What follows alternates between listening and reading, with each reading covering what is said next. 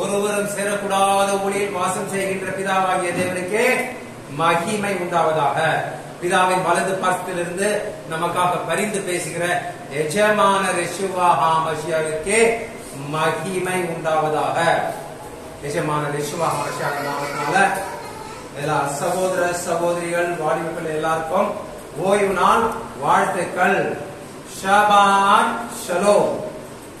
கர்த்தருடைய கட்டளையின்படி இந்த ஓய்வு நாள் பரிசுத்த சபை கூடுதலை நாம் எல்லோரும் ஜெபம் செய்து ஆரம்பிக்கலாம்.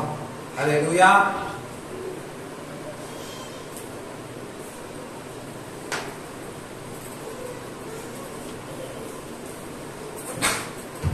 அல்லேலூயா. தேவனுக்கே மகிமை உண்டாவதாக. ஆசீர்வதிக்கப்பட்ட நாளில், பரிசுத்தமாக்கப்பட்ட நாளில் நாம் ஒவ்வொருவரும் வாழ்த்திக் கொள்ளலாம். ஷபாத் ஷலோம் கோலேஹான். ஷபாத் ஷலோம் கோலேஹான். ஷபாத் ஷலோம் கோலேஹான். கண்களை மூடி பிதாவாகிய தேவனை நோக்கி, நம்மை படைத்தவரை நோக்கி, உருவாக்கினவரை நோக்கி, மகிமை நிறைந்தவரை நோக்கி, பரிசுத்தமானவரை நோக்கி இந்த நாளிலே எங்கள் பிதாவாகிய தேவனே, ஒருவரும் சேரக்கூடாத ஒளியிலே வாசம் செய்கின்றவரே, எங்களை கண்டவரே, எங்களை உருவாக்கினவரே, இதோ இந்த நாளுக்காக உமக்கு நாங்கள் நன்றி செலுத்துகின்றோம். இந்த நாளை ஆசீர்வதித்து, இந்த ஓய்வு நாளை ஆசீர்வதித்து பரிசுத்தப்படுத்தி எங்களை ஆசீர்வதிக்கும்படி செய்திருக்கிறீர். சத்தியத்தின் வழியை எங்களுக்கு போதித்திருக்கிற கிருபைக்காக உமக்கு நாங்கள் நன்றி செலுத்துகிறோம். இந்த நாளிலே உண்மை நாங்கள் துதிக்கும்படிக்கான கிருபை, இந்த நாளுடைய வேத வாசியங்கள் வாக்கியங்களை தியானிக்கும்படிக்கான கிருபை எங்களுக்கு தந்து, ஆண்டவரே உம்முடைய வார்த்தையிலே வளரும்படியாகவும், உம்முடைய துதியை எப்பொழுதும் எங்களுடைய நாவு துதித்துக் கொண்டே இருக்கும்படியாக எங்களை வழி நடத்துவீராக. எங்களை முழுவதுமாக உடைய கரத்தில் ஒப்புக்கொடுக்கின்றோம். யெஷுவா ஹாமஷியாவின் நாமத்தினாலே எங்கள் ஆவி, ஆத்மா, சரீரம் அனைத்தும் நீர் மாத்திரமே ஆட்கொண்டு ஆளுகை செய்வீராக. உம்முடைய ஒரே பேரான குமாரனுடைய வருகையிலே கரைதிரை பிழை அற்றவர்களாக எடுத்துக்கொள்ளும்படியாக எங்களை வழிநடத்தும்படியாக உடைய சமூகத்தில தாழ்த்தி ஒப்புக் கொடுக்கின்றோம். நீர் தாமே உயர்ந்திருப்பீராக. யெஷுவா ஹாமஷியாவின் நாமத்தினாலே இந்த ஓய்வு நாள் சபை கூடுதலை ஆரம்பிக்கிறோம். எங்கள் அன்பு நல்ல பிதாவே, ஆமென். அல்லேலூயா. ஓய்வு நாள் வசனம் சங்கீதம் 119 அதிகாரம் 53 வசனம். சங்கீதம் 119 அதிகாரம் 53 வசனம் வாசிக்கலாம். உமது வேதத்தை விட்டு விலகுகிற துன்மார்க்கர் நிமித்தம் நடுக்கம் என்னை பிடித்தது. உமது வேதத்தை விட்டு விலகுகிற துன்மார்க்கர் நிமித்தம் நடுக்கம் என்னை பிடித்தது. அல்லேலூயா. வேதத்தை விட்டு விலகுகிற அனைவரையும் வேதம் என்ன சொல்லுகிறது? துன்மார்க்கர் என்று சொல்லுகிறது. தேவனுடைய வார்த்தைகளை தெரிந்தும் கீழ்ப்படியாதவர்களை துன்மார்க்கர் என்று வேதம் தெளிவாக சொல்லுகிறது. அல்லேலூயா. இதுவரை நாம் தேவனை துதிக்கும்படிக்காக முழு மனதோடு, முழு ஆத்மாவோடு அவர் நாளில் நாம் துதிக்க போகின்றோம். எப்பொழுதும் அவருடைய துதி மாத்திரமே நம்முடைய நாவில் இருக்கும்படிக்காக நாம் எப்பொழுதும் வாஞ்சை உள்ளவர்களாக இருந்தவரை துதிக்க வேண்டும். அல்லேலூயா. இஸ்ரவேல் ஜனங்களை எகிப்திலிருந்து மீட்டு வரும் பொழுது நம்முடைய தேவன் இஸ்ரவேல் ஜனங்களை மேகங்களாக, மகிமையின் மேகத்தினாலே வழி நடத்தினவராக இருக்கிறார். இந்த மேகம் எழும் பொழுதுதான் இஸ்ரவேல் ஜனங்கள் என்ன பண்ணுவாங்களாம்? போவாங்களாம், நடந்து போவாங்களாம். மேகம் எழும்பிச்சுன்னா அவங்க நடக்கலாம், பிரயாணம் பண்ணலாம். அதுபோல இந்நாட்களிலும் நமக்கு மகிமையின் மேகமாக யார் இருக்கிறார்? தேவன் தாமே அவருடைய பரிசுத்த ஆவியை நமக்கு தந்திருக்கிறார். அதுவே மகிமையின் மேகமாக நாம் எங்க போகும் பொழுதெல்லாம் மேகம் பார்க்கிறோமா? மேகம் பார்க்கிறோமா? இல்ல. நமக்குள்ள என்ன கொடுக்கப்பட்டிருக்கு? தேவனுடைய பரிசுத்த ஆவி கொடுக்கப்பட்டதுனால அதுவே மகிமையின் மேகமாக நம்மோடு கூட இருக்கிறவராக இருக்கிறார். ஹல்லேலூயா. தேவனுக்கே மகிமை உண்டாவதாக. இந்த நாள்ல நாம் ஒரு மகிமையின் மேகம்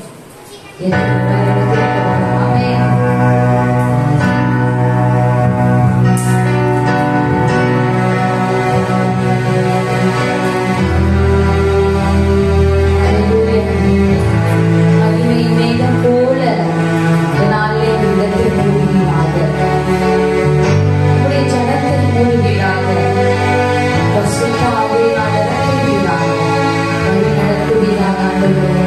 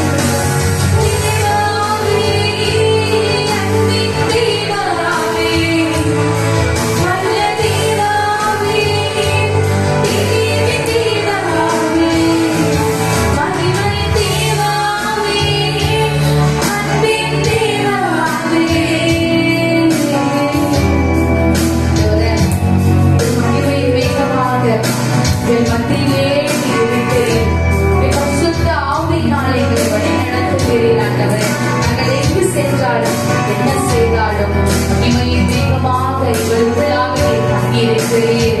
ஆவியில் கொண்டு எங்களை வழிநடத்துகிறீர். நாங்கள் என்ன பேச வேண்டும் என்பதை நீர்தாமே நடத்துகிறேன். ஆண்டவரே உமக்கு நன்றி ஆண்டவரே. விலகாத வேகமாக செல்லும் வேகமாக இருக்கிறீர்.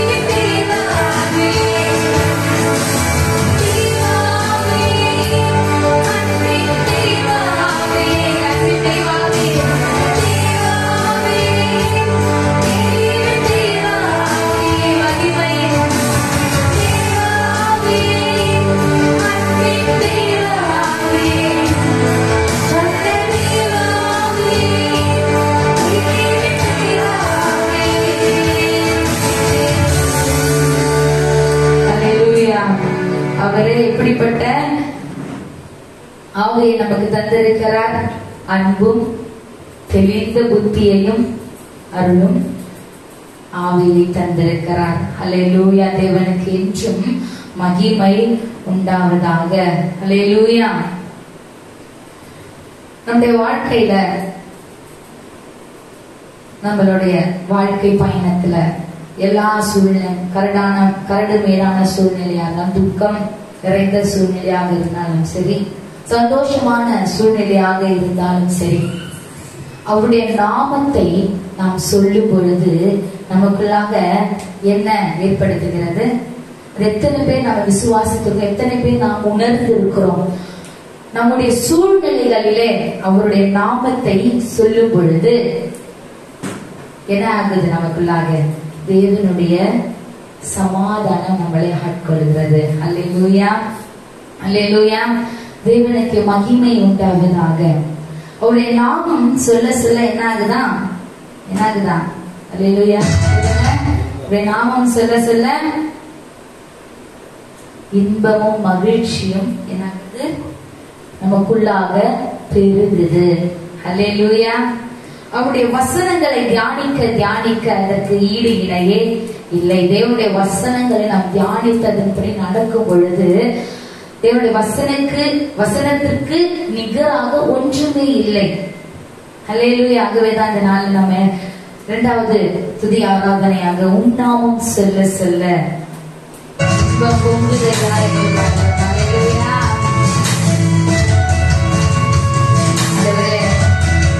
வாழ்க்கையில இன்பமே உங்களுடைய நாமம் தான். உடைய நாமத்திலே ரட்சிப்பு உண்டு. உடைய நாமத்திலே விடுதலை உண்டு.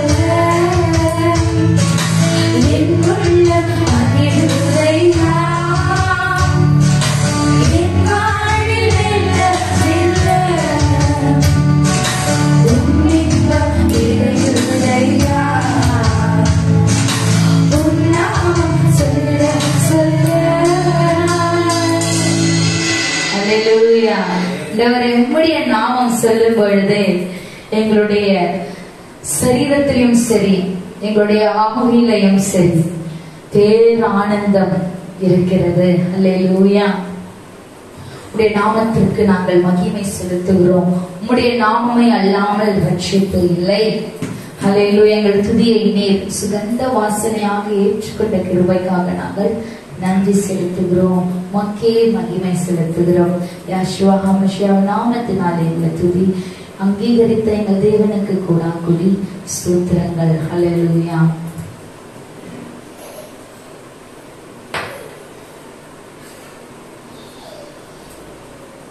அல்லேலூயா. பிதாவாகிய தேவனுக்கே மகிமை உண்டாவதாக. எஜமான யெகோவா ஹமஷியாவுக்கே மகிமை உண்டாவதாக. Please stand chit.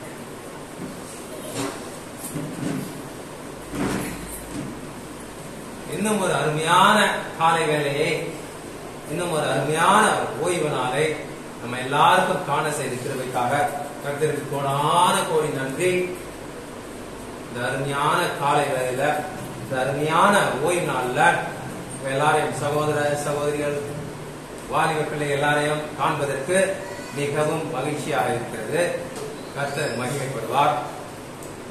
இந்த பரிசுத்த நாள்ல, ஆசீர்வதிக்கப்பட்ட நாள்ல, மன மகிழ்ச்சியாக இருந்து தேவனை மகிமைப்பட்ட நாள்ல உங்க எல்லாரையும் எஜமான யெகோவா ஹமஷியாவின் நாமத்தினால வாழ்த்தி இந்த ஓய்வு நாள் பரிசுத்த சபை கூடுதலுக்கு வரவேற்கிறேன்.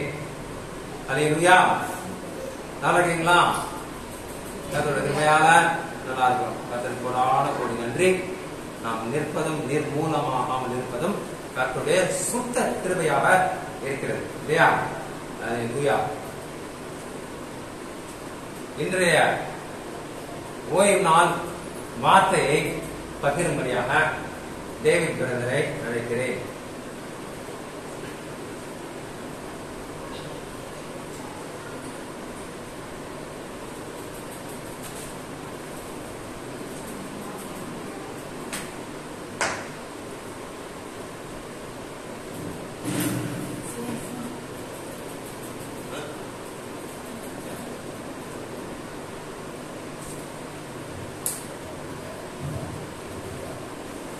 யெகோவா மசியா நாமத்தினால அனைவருக்கும் என்னுடைய ஷபாஷமும் நம்முடைய ஓய்வு நாள் வாழ்த்துக்களை தெரிவித்துக் கொள்கிறேன். கொஞ்சம் சிரிக்கலாம் எல்லாரும். ஓகே. இந்த நாள் கர்த்தருடைய பாதத்தில் அமர்ந்து நம்ம இளைப்பாறக்கூடியதான நாள், ரெஸ்டிங் டே இல்லையா? To energize ourselves. ஓய்வு இல்லாத ஒரு மொபைலுக்குமே என்ன கொடுக்கப்பட்டிருக்கு? சார்ஜிங் டைம் கொடுக்கப்பட்டிருக்குல்ல. அப்போ நம்ம ஆத்மா விளையாட பெற்றிருக்கும். இந்த நாள்ல ஆண்டவர் நமக்கு கொடுத்திருக்கிறதான ரீசன் என்னன்னா, அந்த ஒரு பிரசன்னத்துல நம்ம இந்த வாரம் முழுசுமா நம்ம ஓடக்கூடியதான எனர்ஜி நம்ம இந்த நாளில இருந்து பெற்றுக்கொள்ள போகிறோம். சோ எல்லாரும் வேதத்தை எவ்வளவு நேசிக்கிறீங்க? How much do you love the Bible? That feeds my soul. My soul will be lost. Exactly. வேதம் இல்லைன்னா நமக்கு நம்பிக்கையே கிடையாது. ஒரு விஷயம் நம்ம கற்றுக்கொண்டு அந்த பாதையில போறோம்னாக்கா அதுக்கான மெயினான ஒரு டூல் என்னன்னு பாத்தீங்கன்னா வேதவசனம். இந்த வேதத்தை ஒரிஜினல் லாங்குவேஜ்ல ஆண்டவர் கொடுத்த ஜனங்களுக்கு இப்ப நம்மளாவது என்ன பண்றோம்? டிரான்ஸ்லேஷன்ஸ் வாசிச்சுட்டு இருக்கோம், மொழிபெயர்ப்ப வாசிச்சுட்டு இருக்கோம். ஆனா ஒரிஜினல் லாங்குவேஜ்ல படிக்கிறதான யூதர்களுக்கு என்ன சொல்றாங்கன்னா 2 Jews 3 opinions சொல்லுவாங்க. 2 யூதர்கள் சேர்ந்தாலே அவங்களுக்கு என்ன எத்தனை ஒப்பீனியன் இருக்குமா? 3 ஒப்பீனியன் இருக்குமா? உட்கார்ந்து ஆமா அவங்க உட்கார்ந்து டிஸ்கஸ் பண்ணும் போதெல்லாம் பாத்தீங்கன்னாக்கா அந்த கவுன்சில்ல பைபிள் டிஸ்கஷன் பார்க்கும்போது என்னடா இது பயங்கரமா சண்டை போடுறாங்களேன்ற மாதிரி இருக்குமா? பிகாஸ் they fervently என்ன சொல்றது, வேதத்தை குறிச்சு வரும்பொழுது அவங்க என்ன சொல்றது, ரொம்ப வைராக்கியம் உள்ளவர்களாக, அது மாத்திரமல்ல தாங்க ஸ்டடி பண்ண அந்த விஷயத்தை ஷேர் பண்ணும்போது அப்படிதான் இருக்குமா டிஸ்கஷன் பண்ணும்போது. நானும் பிரதரும் பேசிக் கொண்டிருக்கும் போது கொஞ்சம் நீங்க எல்லாம் கொஞ்சம் யோசிச்சிருப்பீங்க. It is a good thing to discuss about the Bible. வேதாகமத்தினுடைய காரியங்களை பேசி ஆலோசனை பண்ணது ரொம்ப நல்ல ஒரு விஷயமா இருக்கு. இன்னைக்கு இந்த வேதத்தையே தெரியாத அளவுக்கு உலகம் இருந்து கொண்டிருக்கிறது. அதனால நம்ம ஸ்டடி பண்ண வேண்டியது அவசியமா இருக்கிறது. இன்னும் நிறைய பைபிளை தெரிஞ்சுக்கணும், பைபிளுடைய ஆழமான காரியங்களை தெரிஞ்சுக்கணும். நிறைய விஷயங்கள் மற்றவங்களோட பேசும்போதுதான் நாம என்ன தெரிஞ்சுக்கல அப்படின்ற விஷயம் நமக்கே தெரியும் ஆர்கியூ பண்ணும்போது. ஏன்னா learning is a thing which goes till our death, final breath வரைக்கும் நம்ம என்ன பண்றோம், கற்றுக்கொண்டே தான் இருக்கும். நான் ஒருவன் கற்றுக்கொண்டேன்னு நான் சொன்னேன்னு வச்சுக்கோங்க, நான் எனக்கு எல்லாம் தெரியும்னு சொல்லிட்டு நான் பைபிள் படிச்சுட்டேன்னு சொன்னாக்கா that is the end of my growth. என்னுடைய வளர்ச்சி அதோட நின்று போயிடும். அதுக்கு மேல நான் வளரவே மாட்டேன். when I'm ready to learn new things. so எல்லாருக்குள்ளே நான் ஒரு உள்ளத்தை எதிர்பார்க்கிறார், இன்னும் கற்றுக்கொள்ள வேண்டும், இன்னும் வளர வேண்டும், இன்னும் நான் தெரியாத காரியங்கள் இன்னும் ஃபெமிலியர் ஆக வேண்டும் என்கிறதான இதயத்தோடு நம்ம இருக்கும்போது நிச்சயமாக என்ன பண்ணுவார், ரூவாக் will guide us. கரெக்டான பாதையில நம்மள தொடர்ந்து கொண்டு போயிட்டு, இல்ல நான் கன்க்ளூஷனுக்கு வந்துட்டேன் இதுதான் அப்படின்னு சொல்லும் போது we are not giving room for the ruach to work within us. So தொடர்ந்து நம்ம வேதத்தினுடைய ஆழத்தை கற்றுக்கொள்ள முயற்சி செய்வோம். இதுக்காகத்தான் உலகத்துல நிறைய பைபிள் ரீடிங் பிளான் எல்லாம் வச்சிருப்பாங்க இல்லையா, பார்த்து நிறைய சர்ச்ல சொல்லியிருப்பீங்க. ஒரு வருடத்துக்குள்ள பைபிளை வாசித்து முடிக்கக்கூடியதான அந்த மாதிரி நிறைய பிளான்ஸ் எல்லாம் நம்ம கேள்விப்பட்டிருப்போம். ஆனா அப்படிப்பட்ட பிளான பல ஆண்டுகளுக்கு முன்பதாக மெஸ்ஸியா வந்ததான அந்த டைம்ல என்ன பண்ணிட்டாங்க, பைபிள்ல ஒரு பிளான் கொடுக்கப்பட்டு இருக்கிறது. அதாவது தோரான்னு சொல்லப்படுகிற 5 புத்தகங்கள் இருக்கு இல்லையா, the first 5 books, ஆதியாகமம், யாத்ராகமம், லேவியராகமம், என்னாகமம், உபாகமம். இந்த 5 புத்தகங்கள் தான் it acts as a spinal cord for the whole Bible. இந்த 5 புத்தகங்கள் இல்லைன்னா எதுவுமே கிடையாது. பெரிய பட்டணத்தார் பெரியன்ஸ் சொல்லிட்டு சொல்றோம் இல்லையா. அப்போ புதிய ஏற்பாடு, அதாவது புதிய ஏற்பாடு எழுதுறதுக்கு முன்னாடி அப்போஸ்தலர்கள் மெஸ்ஸியாவை குறிச்ச டீச்சிங் வந்து சொல்லும் போது அவங்க சொல்ற ஒவ்வொரு விஷயத்தையும் அவங்க எதோட கூட கம்பேர் பண்ணாங்க, தோராவோட. அவங்க கிட்ட அந்த டைம்ல தோரா தான் இருந்தது. அந்த டைம்ல நிறைய பழைய பாட்டு புத்தகங்களை இன்னும் ஆட் பண்ணி கம்பைல் பண்ணப்படவில்லை. ஓகேங்களா? So they compared everything with the Bible. So இந்த வேதாகமத்தை புரிகிற அளவுக்கு, இது சரியா நம்ம படிக்கிற அளவுக்கு ஒரு பிளான் ஒன்று கொடுக்கணும். அதுதான் என்னது, இந்த தோராவை 54 ஆக்சுவலா 56 54 ஒரு வருஷத்துல இந்த தோரா ஃபுல்லா வாசி முடிச்சிடும். இது வந்து மெசோரிட்டிக் டெக்ஸ்ட் அப்படின்னு சொல்லுவாங்க. அது என்ன பண்ணுவாங்க, ஒவ்வொரு தோராவா பிரிச்சு அந்த தோராவுடைய தலைப்பு கீழே கொடுத்து வச்சிருப்பாங்க. சோ தோரா இருக்கும். இந்த தோராவுக்கு சம்பந்தம் உள்ள ஹப்தோரா அப்படின்றதான புத்தகம், தீர்க்க தரிசன புத்தகங்கள் இருக்கும். மெஸ்ஸியாவை குறிச்சு வாசிக்கும் போதுமே தோராவை வாசிட்டு அதுக்கு ஒப்படையான ஹப்தோராவை வாசிக்கிறதுக்கு தான் என்ன பண்றாங்க மெஸ்ஸியாவை கூப்பிடுறாங்க. அப்ப அவர் என்ன பண்றாரு, ஹப்தோரா போர்ஷன்ல கரெக்டா என்ன வருது, மெஸ்ஸியா வாசிக்கும் போது என்ன வருது, தரித்திரங்களுக்கு சுவிசேஷம் சொல்றதுக்காகவும் கட்டுண்டவர்களை விடுதலை ஆக்குறதுக்காகவும் என்ன பண்ணப்பட்டார், கர்த்தரனை தெரிந்து கொண்டாரு. அந்த ஹப்தோரா போர்ஷன் அவர் வாசிக்கிறாரு. வாசிச்சு முடிச்சுட்டு என்ன சொல்றாரு, இது இன்ற நாளில நிறைவேறுச்சு அப்படின்றாரு. சோ இதெல்லாமே பைபிளுக்கு பின்னாடி இருக்கிறதான பேரலல்ஸ் லேயர்ஸ். நம்ம வேதம் வாசிக்கும் போது கரெக்டா வெறும் வசனத்தை மாத்திரம் வாசிக்காம அதுக்கு பின்னாடி இருக்கிற பேரலல்ஸையும் நம்ம கனெக்ட் பண்ணக்கூடியதான விஸ்டம் நமக்கு அவசியமா இருக்கிறது. சோ நாங்க யூசுவலா இந்த சத்தியத்துக்குள்ள வந்த நாள்ல இருந்து இந்த தோரா பகுதியில ஒவ்வொரு இது 4வது சைக்கிள் 5வது சைக்கிள் 5வது முறை தோராவை கண்டினியூ பண்றோம். Genesis to Deuteronomy. அந்த ஒவ்வொரு ஓய்வு நாளும் உட்கார்ந்து எல்லாரும் முதல்ல பைபிள் வாசிப்போம், குடும்பமா உட்கார்ந்து வாசிப்போம். அந்த வசனங்களை வாசிச்சு அதுக்கப்புறமா உட்கார்ந்து தியானிப்போம். அந்த வசனத்தை தியானிக்கும் போது, வேத வசனத்தை வாசித்து தியானிக்கும் போது அதில் உள்ள இருக்கிற மறைபொருட்களை நம்ம என்ன பண்ண முடியும், புரிந்து கொள்ள முடியும். சோ இந்த இப்போ நம்ம கூடார பண்டிகை முடிச்சோம் இல்லையா, கூடா பண்டிகைக்கு கடைசி நாளுக்கு அடுத்த நாள் என்ன சொல்லுவாங்கன்னா சிம்ஹா தோரா அப்படின்னு சொல்லுவாங்க. என்னன்னாக்கா தோரா முழுவதுமா வாசிப்பாங்க. அந்த நாள்ல அந்த தோரா ஏற்கனவே தோரா முழுதுமா வாசிச்சுட்டு என்ன பண்ணுவாங்க, புதிய தோரா மறுபடியுமா ஸ்டார்ட் பண்ணுவாங்க. சோ இன்னொரு ஆண்டு நமக்கு கொடுக்கப்பட்டிருக்கு. இந்த இன்னொரு ஆண்டுல மறுபடியும் ஜெனசிஸ்ல இருந்து ஸ்டார்ட் பண்ணக்கூடியதான ஒரு ஆப்பர்ச்சுனிட்டியாக கொடுத்திருக்காரு. சோ இந்த நாளில் நம்மளோட கூட நான் பேச தெரிந்து கொண்டதான தலைப்பு என்னன்னா பெரிஷித், அதாவது ஃபர்ஸ்ட் போர்ஷன் பெரிஷித் அப்படின்னு சொல்லுவோம். பெரிஷித் என்ற வார்த்தை கேள்விப்பட்டிருக்கீங்களா?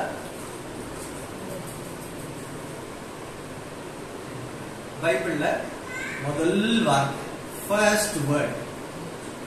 பைபிள் நமக்கு தமிழ் பைபிள் என்ன கொடுக்கப்பட்டிருக்கு? ஆதியிலே அப்படின்னு சொல்லப்பட்டிருக்கு இல்லையா? ஆதியிலே என்ற வார்த்தைக்கு எபிரேய வார்த்தை என்னது? பெரிஷித். எல்லாம் சொல்லுங்க, பெரிஷித். பெரிஷித் சொல்லும் போது in the beginning அப்படின்னு இங்கிலீஷ்ல சொல்லப்பட்டது. ஓகே, இந்த தலைப்புல நம்ம தியானிக்கிறதுக்கு முன்பதாக ஒரு வசனத்தை எடுத்து வாசிங்கள். ஏசாயா 46ஆம் அதிகாரம் 9 இருந்து 11 வசனம் வரை. ஏசாயா 46 9 இருந்து 11.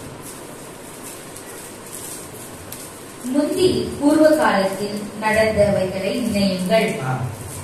நானே தேவன், வேறொருவரும் இல்லை. நானே தேவன், எனக்கு சமானமில்லை. அந்தத்தில் உள்ளவைகளை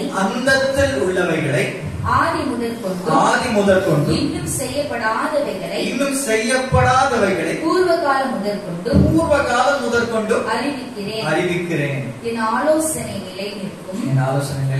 எனக்கு சித்தமானவைகளை எல்லாம் செய்வேன் என்று சொல்லுவேன்.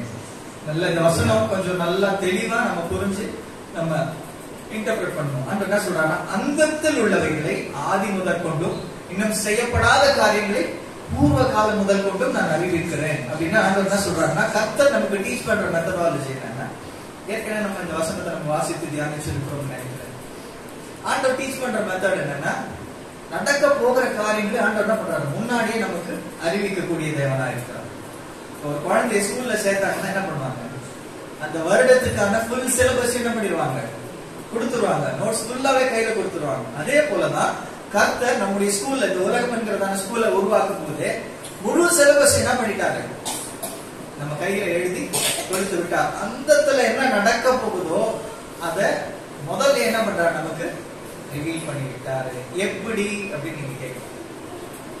எப்படி நீங்க கேட்கலாம். ஓகே, இப்போ பைபிள் என்ன எத்தனை பகுதிகளாக இருக்கிறது? எத்தனை டிவிஷன்ஸ் இருக்கு? 2 divisions, 2 major divisions இல்லையா? ரெண்டா டிவைட் பண்ணணும். பழைய ஏற்பாடு, புதிய ஏற்பாடு அப்படின்னு சொல்லிட்டு நமக்கு தமிழ்ல கொடுக்கப்பட்டிருக்கு இல்லையா? ஆக்சுவலா பழைய ஏற்பாடுன்னு எதுவும் கிடையாது, புதிய ஏற்பாடுன்னு யாரும் ஏற்படுத்தவில்லை. ஆக்சுவலா இதுக்கான எபிரேய மொழியில இதோடைய பேர் என்னன்னா, புதிய ஏற்பாடுன்னு சொல்லுவாங்கன்னா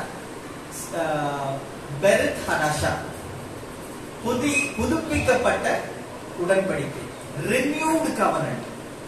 பழைய ஏற்பாட்டுக்கு என்ன சொல்றாங்கன்னா book of the covenant, sefer ha-berit. செஃபர்னா புத்தகம், பெரித்னா covenant, உடன்படிக்கை. இப்போ பழைய ஏற்பாட்டினுடைய பேர் என்னது? உடன்படிக்கை புத்தகம். புதிய ஏற்பாடு என்னது? புதுப்பிக்கப்பட்ட உடன்படிக்கை. இப்போ இந்த ரெண்டுத்துக்கும் உள்ள வித்தியாசம் என்னது அப்படின்னு பார்க்கும்போது, இது பழசு, இது புதுசா? ரெண்டு விஷயம் உங்களுக்கு முன்னாடி கொண்டு வந்து வைக்கிறாங்க. ஒன்னு பழசு, ஒன்னு புதுசு. நீங்க எதை சூஸ் பண்றீங்க? ஓகே ஓகே, உங்க வழியிலே வேற மொபைல், ஒரு ஐபோன், 2 ஐபோன், ஒரு பழைய ஐபோன் கொண்டு வந்து வைக்கிறாங்க முன்னாடி, ஒரு புது ஐபோன் கொண்டு வைக்கிறாங்க. எது வேணா சூஸ் பண்ணிக்கலாம். எதை எடுப்பீங்க நீங்க? புதுசு தானே எடுப்பீங்க.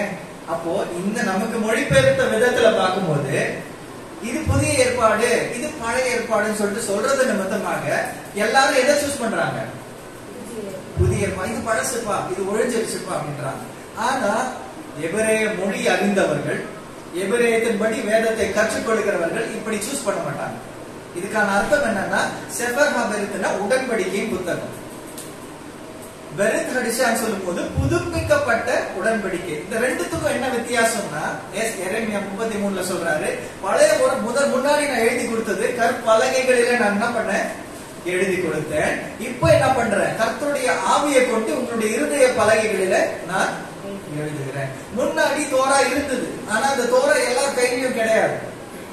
ஆசாரியன் மாத்திரம் என்ன பண்ண, வருஷத்துல அந்த ஒரு நாள் உட்கார்ந்து வாசிக்கணும். எல்லாரும் சேர்ந்து வாசிக்கிற நாள் உட்கார்ந்து என்ன பண்ணணும்?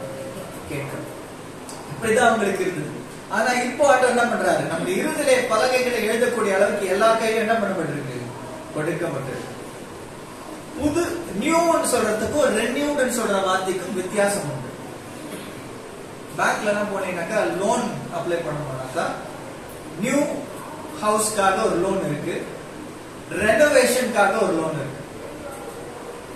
நியூ ஹவுஸ்க்கான லோன்னாக்கா புதுசா ஒரு பில்டிங் கட்டுறதுக்காக என்ன பண்ணுவாங்க, லோனை கொடுப்பாங்க. ஆனா இன்னொரு லோன் இருக்கு, ஏற்கனவே இருக்கிற பில்டிங் என்ன பண்ணணும், ரெனோவேட் பண்ணணும்னாக்கா ஹவுஸ் ரெனோவேஷனுக்கு தனியான ஒரு லோன் இருக்கு. அதே போலதான் ஏற்கனவே இருக்கிற உடன்படிக்கையின் கட்டளைகளை என்ன பண்றாரு ஆண்டவர் ஈஸியா ஆக்கி புதுப்பித்து, அதுக்கான ஒரு இப்போ உங்களுக்கு எல்லாருக்கும் ஸ்கூல்ல படிக்கும் போது டெக்ஸ்ட் புக்னு ஒண்ணு இருக்கும் தமிழ்ல, அதுக்கு சப்போர்ட் கோனார் உரைன்னு ஒண்ணு இருக்கும், பார்த்திருப்பீங்களா? கைடுன்னு சொல்லிட்டு சொல்லுவாங்க. சோ பெரித் ஹடிஷானது என்ன பாத்தீங்கன்னா உங்களுக்கு தோராவினுடைய கைடு எக்ஸ்பிளனேஷன் உங்களுக்கு விரிவாக்கி இன்னும் டீட்டெயிலா அதனுடைய மறைபொருட்களை எடுத்து சொல்றது. ஒவ்வொரு அப்போஸ்தலரும் சொல்லும் போது எழுதப்பட்டது நிறைவேறும்படின்ற வார்த்தையை யூஸ் பண்றாங்க. அப்ப என்ன கொண்டு வராங்க ஜனங்க முன்னாடினா, ஏற்கனவே சொல்லப்பட்டிருக்க தோரால சொல்லப்பட்டிருக்க சத்தியங்கள் நிறைவேறும்படியாக இது நடந்ததுன்னு சொல்லிட்டு ஒவ்வொன்றையும் கனெக்ட் பண்ணி என்ன பண்றாங்க நமக்கு முன்னாடி எடுத்து வைக்கிறார்கள். ஓகே, அப்போ புதிய ஏற்பாடு சொல்லப்படுகிற இந்த புதுப்பிக்கப்பட்ட உடன்படிக்கையை நம்ம புரிஞ்சுக்கொள்ளணும்னா எதை நம்ம புரிஞ்சுக்கொள்ளணும்? செப்பரா பெரித்து சொல்லப்படுகிற உடன்படிக்கையின் புத்தகம் ஆகிய பழைய ஏற்பாடுன்னு சொல்லப்படுகிற உடன்படிக்கையின் புத்தகத்தை நம்ம புரிந்து கொள்ள வேண்டியது அவசியமா இருக்கு.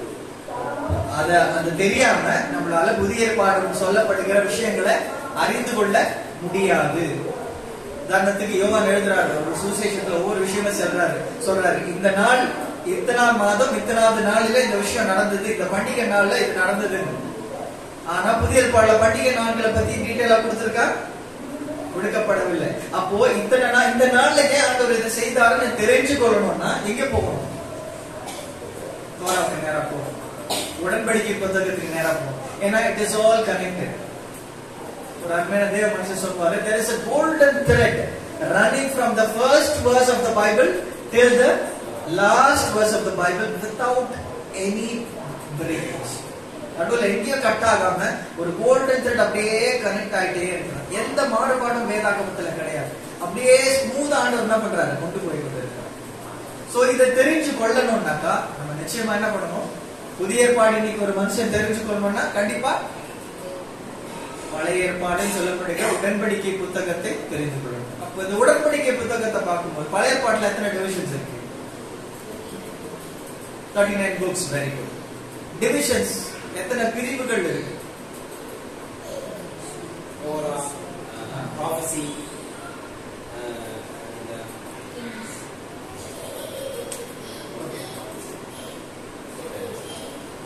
ஹீப்ரூல சொல்லும்போது தோரா, நெவி, கெத்தூவம் எல்லாம் சொல்லுங்க. தோரானாக்க என்னது? 5 புத்தகங்கள். நெவியின் அப்படின்னாக்கா தீர்க்கதரிசிகள் அர்த்தம். நபின்றாங்கல்ல, நபின்ற வார்த்தை நபி அப்படின்றதால எபிரேய வார்த்தையில இருந்து வருது. சோ நபியின் சொல்லும்போது ப்ளூரல், ப்ராஃபெட்ஸ். அப்ப ஈஸியா ஞாபகம் வச்சுக்க முடியுதுல்ல. தோரானாக்கா 5 புத்தகங்கள். நபியின் சொல்லும்போது தீர்க்க தரிசன புத்தகங்கள். அப்புறமா கெத்தூபிம் சொல்லும்போது ரைட்டிங்ஸ். இது வந்து போயட்ரி, சங்கீதங்கள், நீதிமொழிகள், மற்ற காரியங்கள் எல்லாம் என்ன பண்ணுவோம் இதுல நடக்கும். சோ 3 பிரிவுகள் இருக்கு உடன்படிக்கை புத்தகத்தில். எத்தனை பிரிவு இருக்கு? 3 பிரிவு இருக்கு. அப்போ இந்த நபியும் கெத்தூபிம் தீர்க்க தரிசன புத்தகங்களும் எழுத்துக்களும் இதெல்லாம் புரிஞ்சு கொள்ளணும்னாக்கா நம்ம எங்க போகணும்? தோராவுக்கு போகணும். நான் சொல்றது புரியுதா? ஏற்பாடு தெரியணும்னாக்கா நம்ம எங்க போகணும்? புதிய ஏற்பாடு தெரியணும்னா பழைய ஏற்பாட்டுக்கு போகணும். பழைய ஏற்பாட்டில் இருக்கிறதான தீர்க்கதரிசன புத்தகங்களும் சங்கீதங்களும் தெரிஞ்சுக்கணும்னா எங்க போகணும்? தோராவுக்கு போகணும். 5 புத்தகம். ஏன்னா ஒவ்வொரு தீர்க்கதரிசியும் எங்க இருந்து அவங்களுடைய மெசேஜ் எடுக்கிறாங்க? தோரால இருந்து எடுக்கிறாங்க. சங்கீதம் ஒவ்வொரு விஷயமும் தாவீது எங்க எப்படி கொண்டு வராரு? தோரால இருந்து எடுக்கிறாரு. அப்போ பழைய ஏற்பாட்டுடைய மற்ற புத்தகங்களும் எதோட கனெக்ட் ஆயிருக்கு? முதல் 5 புத்தகங்களோட கனெக்ட் ஆயிருக்கு. ஓகே, சரி. இப்போ முதல் இந்த 5 புத்தகங்களுக்கு வரும். இந்த 5 புத்தகங்களும் எதோட கனெக்ட் ஆயிருக்குனாக்கா 5 புத்தகங்கள் இருக்கு இல்லையா, இந்த 5ல 4மே மீதி இருக்கிற 4மே இந்த ஃபர்ஸ்ட் புத்தகத்தோட கனெக்ட் ஆயிருக்கு. ஃபர்ஸ்ட் புத்தகம் எது? ஆதியாகமம் சொல்லப்படுகிற பரிசுத்த பிரதான புத்தகம். சோ யாத்ராகமம், லேவியராகமம், எண்ணாகமம், உபாகமம், மோசே எழுதுறதான இந்த 4 புத்தகங்களுமே எதோட லிங்க் ஆயிருக்கு? ஆதியாகமத்தோட லிங்க் ஆயிருக்குது. அந்த கிரியேஷன் ஸ்டோரி முதல்ல நடந்த காரியங்கள் என்ன அதோட கனெக்ட் பண்ணி தான் என்ன பண்றாரு மோசே எழுதுறாரு. மோசே எழுதுனா டைரக்டா எக்ஸோடஸ்ல இருந்து ஸ்டார்ட் பண்ணிருக்கலாம். எகிப்துல இருந்து வெளியே வந்தாங்க, அப்புறமா எப்படிலாம் ஏன் மோசே வந்து ஆதியாகமத்தை கொண்டு வராருன்னா it is the base, it is the foundation. அதுதான் மூளைக்கல், பைபிளுடைய மூளைக்கல். சோ இந்த 4 புத்தகங்கள் தெரியணும்னாக்கா எங்க வரணும்? ஆதியாகமம். ஆதியாகமத்துல எத்தனை வசனம், எத்தனை அதிகாரங்கள் இருக்கு பார்த்து சொல்லுங்க. 50 அதிகாரம்.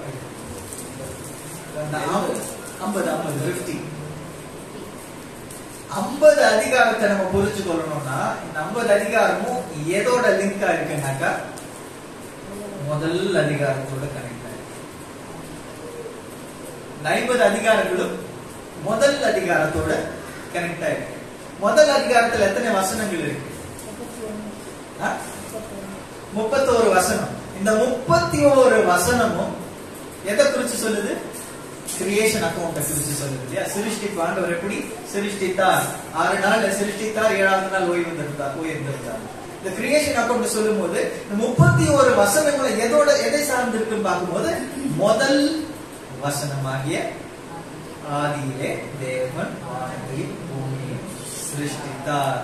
பெரிஷித் பாரா எலோஹிம் எட் ஹஷமாயிம் வெஎட் ஹாஆரஸ். 7 வார்த்தைகள். 7 வார்த்தைகள் நல்லா கவனிக்கணும். 7 வார்த்தைகள். இந்த 7 நாளுடைய படைப்பும் எதோட லிங்கா இருக்கிறன்னா வேதத்தினுடைய முதல் வசனத்தோடு கூட இந்த 7 வார்த்தைகளோட லிங்கா இருக்கு.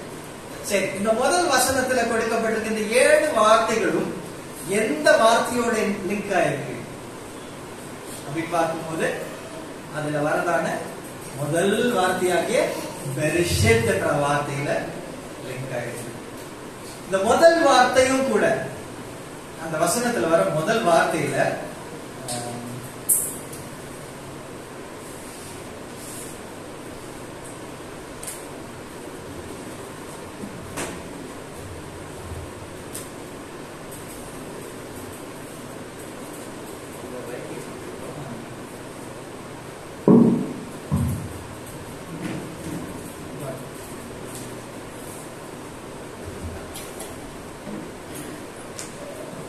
பாக்குறீங்க இல்லையா? இதுதான் முதல் வார்த்தை. எப்படி இருந்து நம்ம லேர்ன் பண்ணணும்? ஹீப்ரூ எப்படி ரீட் பண்ணணும்? லெஃப்ட் டு ரைட் இல்லையா? இதுதான் முதல் எழுத்து. பெய்த் பெய்த் முதல் எழுத்து. இது டு ரைட்ல right to left. Sorry, right to left. நானே டைரக்ஷன் மாறும். சோ இந்த லெட்டர் வந்து பெய்த். இதுக்கு அடுத்த லெட்டர் ரேஷ். இதுக்கு அடுத்த லெட்டர் வந்து ஆலஃப். அடுத்த லெட்டர் வந்து ஷீன். அடுத்த லெட்டர் வந்து யோத். கடைசி லெட்டர் தா. ஓகே, அம்மா மனப்பாடமா சொல்றாங்க. என்ன சொல்றது? ட்ரைனிங். ஓகே, சோ இந்த 1 2 3 4 5 6 7 எத்தனை லெட்டர்ஸ் இருக்கு? புரியுதா உங்களுக்கு?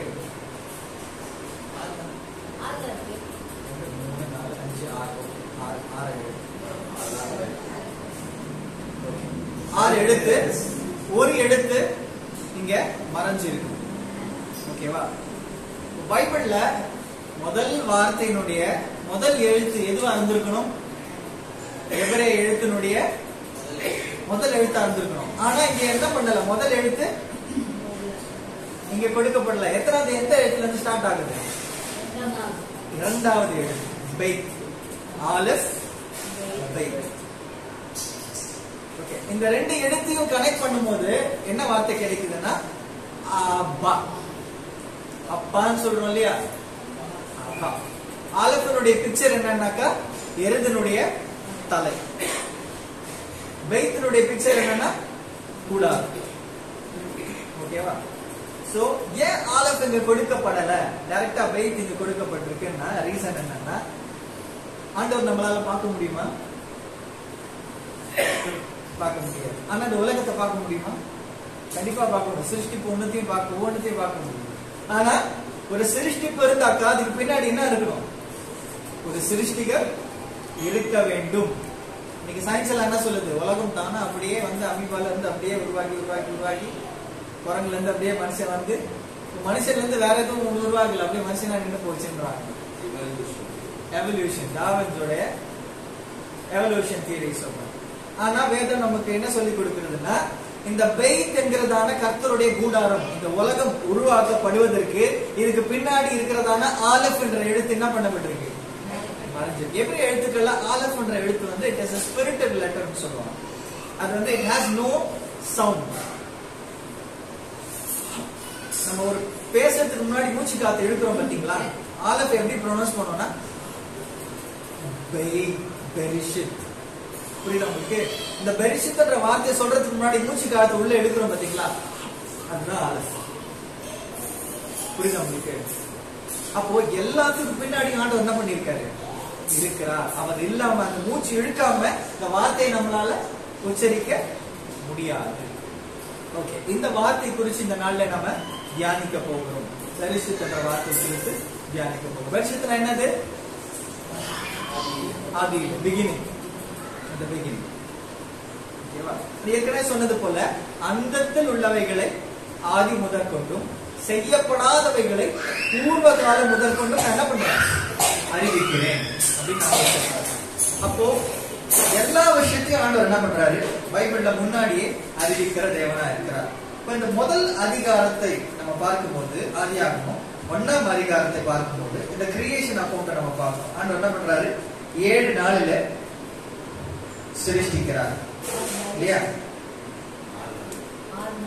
6 நாள்ல சிருஷ்டிக்கிறார், 7 நாள் ஓய்ந்து இருக்கிறார். சிருஷ்டிப்பு மொத்தமே 7 நாள் தான். ஏன் இந்த 7 நாள் அப்படின்னு சொல்லிட்டு பார்க்கும்போது இந்த 7 என்பது நமக்கு ஒரு திருஷ்டாந்தத்தை காட்டுகிறது. பைபிள்ல ஒரு நாள் என்பது என்ன? கூடார பண்டிகையில் கூட பிரதர் சொன்னார் இல்லையா? ஒரு நாள் என்ன அர்த்தம்? ஆண்டவருடைய பார்வையில் எடுத்து வாசிங்க. சங்கீதம் 90:4.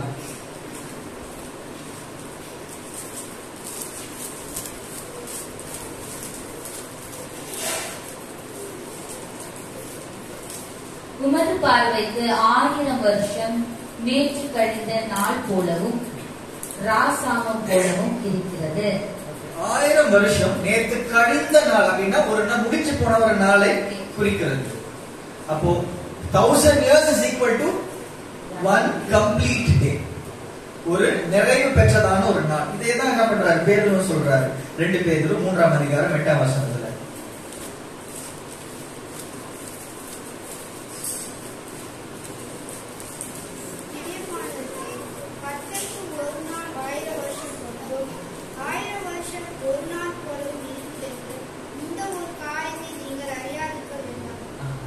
சொல்லப்பட்டிருக்க இந்த சங்கீதத்துல சொல்ற விஷயத்தை பேதுரு என்ன பண்றாரு?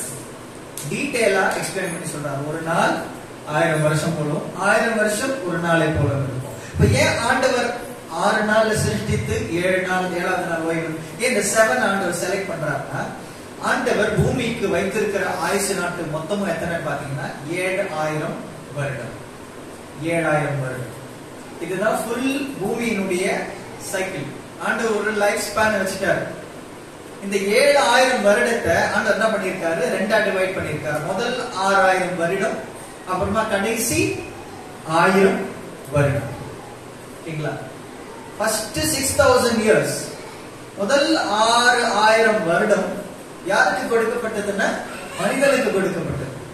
இப்படி அந்த 6 நாள் ஆண்டவர் சிருஷ்டிக்கிறார், எல்லா காரியங்களும் செய்யறாரோ அதே போல 6000 வருடங்கள் ஒவ்வொரு ஜெனரேஷனா ஒவ்வொரு காரியத்தை ஆண்டவர் கொடுக்கிறார். மனுஷனுக்கு கொடுக்கப்பட்டாங்க. என்னன்னா பண்ணு? இந்த 6000 வருஷத்துல என்ன பண்ணு? வானத்துக்கு ராக்கெட் அனுப்பு, என்னன்னா கண்டுபிடி. அது உனக்கு கொடுக்கப்பட்டதான 1000 வருடம், 6000 வருடம். ஆனா இந்த கடைசி 1000 வருடம் இருக்கு பாத்தீங்களா? அதுல எப்படி ஆண்டவர் மனிதனோட கூட வந்து என்ன பண்ணாரா? ஓய்ந்திருந்தார், தங்கியிருந்தார் அப்படின்னு சொல்லும்போது ஓய்ந்திருந்தாரு சொல்றதுக்கான ரீசன் என்ன? ஆண்டவர் வேலை செஞ்சு களைச்சு போய் ரெஸ்ட் எடுத்தாரா? ஆண்டவர் டயர்டாய வரல, 6 நாள் கஷ்டப்பட்டு உழைச்சி எல்லாத்தையும் சிருஷ்டித்துட்டு என்ன பண்ணிட்டாரு? டயர்ட் ஆயிட்டாரு. அதனால 7வது நாள் என்ன பண்றாரு? கொஞ்ச நேரம் படுத்து தூங்குறாரு. அப்படி அர்த்தம் கிடையாது. சிருஷ்டித்துட்டு 7வது நாள் ஆண்டவர் என்ன பண்றாரு? அவர் தனியா போய் ஓய்வு எடுக்கல, மனுஷனோடு கூட அமர்ந்து என்ன பண்றாரு? ஒரு ஃபெலோஷிப், ஒரு ஐக்கியம். மனிதனோடு கூட என்ன பண்ணிருக்காரு? அமர்ந்திருக்காரு. ஒரு உறவு, நெருக்கமான உறவு. 2 பேரும் டைம் ஸ்பெண்ட் பண்றாங்க. என்ன பண்ணுவோம்? 2 பேர் சேர்ந்து சமைக்கிறாங்கன்னு வச்சுக்கோங்க. ஹஸ்பண்ட் அண்ட் ஒய்ஃப் சேர்ந்து சமைக்கிறாங்க, கஷ்டப்பட்டு சமைக்கிறாங்க. சமைச்சு முடிச்சுட்டு என்ன பண்ணுவாங்க? 2 பேரும் உட்கார்ந்து பேசிக்கிட்டு அந்த சமைச்சு முடிச்ச சாப்பாடு என்ன பண்ணுவாங்க? என்ஜாய் பண்ணி சாப்பிடுவாங்க இல்லையா? அதே போலதான் சிருஷ்டிப்பு எல்லாத்தையும் முடிச்சுட்டு ஆண்டவர் என்ன பண்றாரு? மனுஷனோடு கூட என்ன பண்றாரு? நேரம் செலவழிக்கிறார், போயிருக்கிறார். இதே மாதிரிதான் இந்த முதல் 6000 வருடங்கள் மனுஷனுக்காக கொடுக்கப்பட்டது, முடிச்சு போச்சு. கடைசி 1000 வருஷம் வருது பாத்தீங்களா? அதை குறிச்சு பைபிள் என்ன சொல்லுதுன்னா, மெஸ்ஸியா என்ன பண்ணுவாரு? பூமியில வந்து மனுஷனோடு கூட என்ன பண்ணுவாரு? ஆட்சி செய்வார். கூடாரம் பண்டிகைன்னு செலிப்ரேட் பண்ணுவோம் இல்லையா? அதுக்கான அடையாளம் என்னன்னா, கர்த்தர் மனிதனோடு கூட கூடாரமாக வாசம் பண்ணுகிறவரா இருப்பார். அவர் வந்து he tabernacled among us அப்படின்னு நம்ம பார்த்தோம். யோவான் இயேசு கிறிஸ்துவினுடைய பிறப்பை குறித்து சொல்லும்போது, கரெக்டா அவர் பிறந்த நாளை குறித்து சொல்லும்போது he tabernacled. முதல் முறை அவர் வந்த போது அதே கரெக்டா அந்த நாள்ல வந்தார். 2வது முறை அவர் வரும்போது அதே பண்டிகை நாட்கள்ல நம்ம என்ன பண்ணப்பாரு? நம்மோடு கூட வந்து அவருடைய 1000 வருஷம் அரசாட்சியை ஸ்தாபிக்க போகிறார். ஓகே, இந்த ஒவ்வொரு நாள் 6 நாளினுடைய ஒவ்வொரு ஸ்பெசிபிக்ஸையும் நம்ம பார்க்க போறோம். முதலாவது நாள்ல ஆண்டவர் என்ன சிருஷ்டித்தார்? அந்த முதலாவது நாளுடைய சிருஷ்டிப்பு முதல் 1000 வருஷத்தோடு கூட எப்படி கனெக்ட் ஆகுது அப்படின்னு சொல்லிட்டு நம்ம கொஞ்சம் டீட்டெயிலா ஆராய்ச்சி பார்க்கணும். நீங்க கவனிச்சீங்கன்னாக்கா இதனுடைய ஆழமான மறைபொருட்களை நம்மளால புரிஞ்சு கொள்ளலாம். Okay, first day of creation என்னது? முதல் நாள் ஆண்டவர் என்ன சிருஷ்டித்தார்?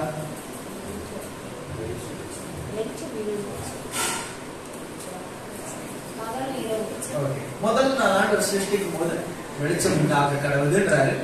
வெளிச்சம் உண்டாயிடுச்சு. அப்புறமா என்ன நடக்குதுன்னா, இந்த வெளிச்சம் இருள்.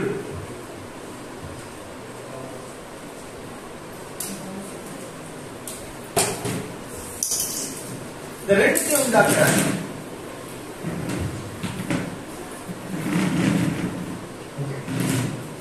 சோ ஃபர்ஸ்ட் என்ன உண்டாக்குறாரு?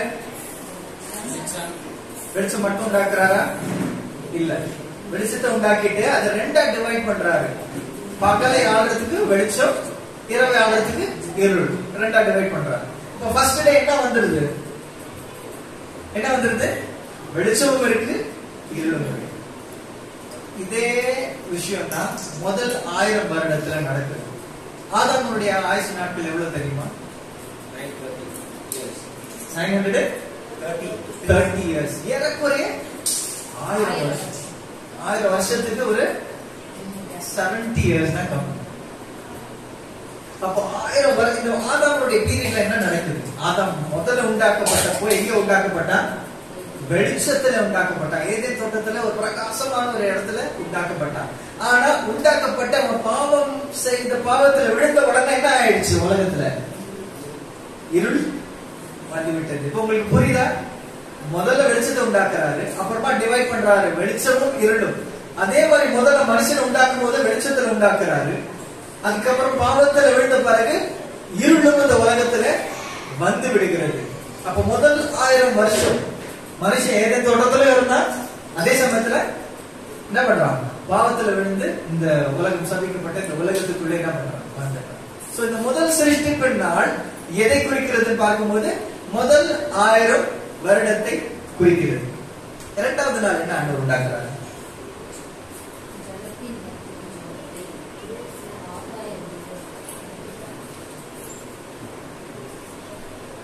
ஜலத்தை உண்டாக்குறாரு. ஜலத்தை உண்டாக்கி என்ன பண்றாரு? அந்த 2ஆ பிரிக்கிறாரு. வானத்துக்கு மேலும் ஆகாய விரிவுக்கு மேலும் ஆகாய விரிவுக்கு கீழும் 2ஆ என்ன பண்றாரு? டிவைட் பண்றாரு. புரியுதா உங்களுக்கு? முதல்ல வெளிச்சத்தை உண்டாக்கி வெளிச்சத்தை 2ஆ டிவைட் பண்றாரு. அப்புறம் ஜலத்தை என்ன பண்றாரு? ஆகாய விரிவுக்கு மேலும் ஆகாய விரிவுக்கு கீழே. சோ இரண்டாவது நாள் சிருஷ்டிப்புக்குள்ள எதை பத்தி சொல்லப்படுதுன்னா ஜலத்தை குறித்து சொல்லப்படுது. இரண்டாவது 1000 வருடமும் என்ன நடக்குதுன்னா ஜலப்பிரளயம் நடக்கிறது.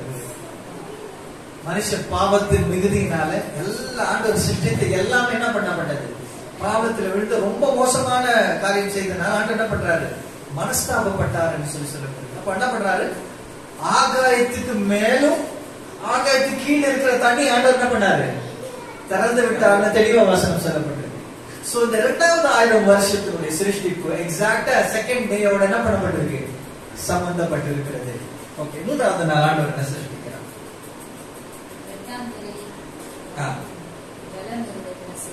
ஓகே,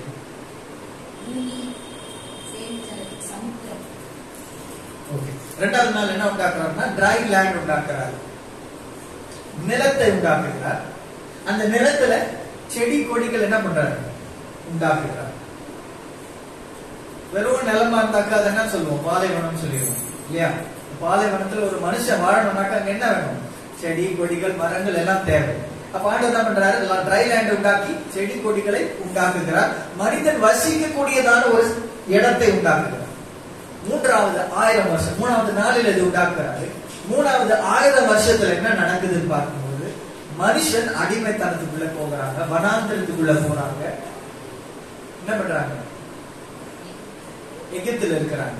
ஆண்டவர் அந்த அடிமைத்தனத்திலிருந்து விடுவிச்சு, அந்த வனாந்திரத்திலிருந்து விடுவிச்சு அவங்களுக்காக பாலும் தேனும் ஓடக்கூடிய ஒரு செழிப்பான ஒரு தேசத்துக்கு நேராக, கானான் தேசத்துக்கு நேராக ஆண்டவர் என்ன பண்றாரு, கொண்டு போகிறார். இப்ப மூன்றாவது நாளுடைய சிருஷ்டிப்பு எதோட கூட சம்பந்தப்படுகிறது, மூன்றாவது 1000 வருடத்துல நடந்ததான இஸ்ரவேல் ஜனங்களுடைய அடிமைத்தனம், அதுல இருந்து விடுதலை, கானான் தேசத்தினுடைய சுதந்திரிப்பு, இதை குறிக்கிறதான ஒரு காரியமா இருக்கிறது. சரி, நாலாவது நாள் ஆண்டவர் என்ன பண்றாரு, சூரியன், சந்திரன், நட்சத்திரம், இந்த 3 காரியங்களை உண்டாக்குகிறார்.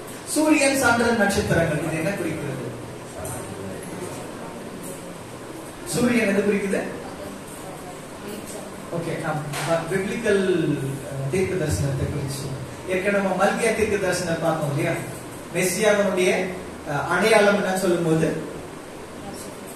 அவர் நாமும் தரிக்கப்பட்ட உங்க மேல நீதியின் சூரியன் உதிக்கும், அவருடைய செட்டைகளின் கீழே வஸ்திர தொங்கல்கள்ல சுகம் உண்டா இருக்கும். அப்போ மெசியாவுக்கு இன்னொரு பேர் என்னது, நீதியின் சூரியன். கரெக்டா 4வது நாள்ல சூரியன் உண்டாக்கப்படுகிறது. 4வது 1000 வருடத்துல மெசியா என்ன பண்றார், நீதியின் சூரியனாக மெசியா அந்த உலகத்துல வருகிறார். அந்த என்ன சொல்றாரு, நானே இந்த உலகத்துக்கு ஒளியா இருக்கிறேன், வெளிச்சமா இருக்கிறேன் சொல்றாரு. அது மாத்திரமல்ல, மெசியா என்ன சொல்றாரு, நீங்களும் இந்த உலகத்துக்கு வெளிச்சமா இருக்கிறீர்கள் அப்படின்னு சொல்றாரு. அப்போ சூரியன் மெசியாவை குறிக்கிறது, சந்திரன் எதை குறிக்கிறது அப்படி பார்க்கும்போது சூரியன் கிட்ட இருந்தா லைட் வாங்கி சந்திரன் என்ன பண்ணுது, வெளியே கொண்டு வருகிறது. அப்போ நீங்களும் வெளிச்சமா இருக்கீங்கன்னு சொல்லும்போது யாரை குறிக்கிறது, கர்த்தருடைய சபையாகிய மனவாட்டியை குறிக்கிறது. மெசியாவுக்காக காத்திருந்து அவரை நோக்கி பார்த்த முகங்கள் பிரகாசம் அடைந்தது. மோசே ஆண்டவரை நோக்கி பார்த்து மோசே முகம் என்ன ஆச்சு, பிரகாசம் அடைந்தது. இன்னைக்கு தேவனுடைய ஜனங்கள் கர்த்தரை நோக்கி பார்க்கும் போது அவருடைய முகத்தின் பிரகாசத்தை பெற்றுக்கொள்வார்கள். சோ நம்ம எல்லாம் என்னோடு கூட சம்பந்தப்பட்டவர்களா இருக்கிறோம். We are connected to the moon. நட்சத்திரங்கள் எதை குறிக்குதுன்னாக்க பைபிள் வசனங்கள் இருக்கு, தூதர்களை குறிக்கிறது. ஓகேவா? சோ இந்த 4வது 1000 வருடம் மிக முக்கியமாக சூரியனை குறிக்கிறது. மெசியா அவருடைய பிறப்பை இந்த உலகத்துல குறிக்கக்கூடியதான காரியமா இருக்கிறது. 4வது நாளுடைய சிருஷ்டிப்பு. 5வது நாள் ஆண்டவர் என்ன உண்டாக்குகிறார்,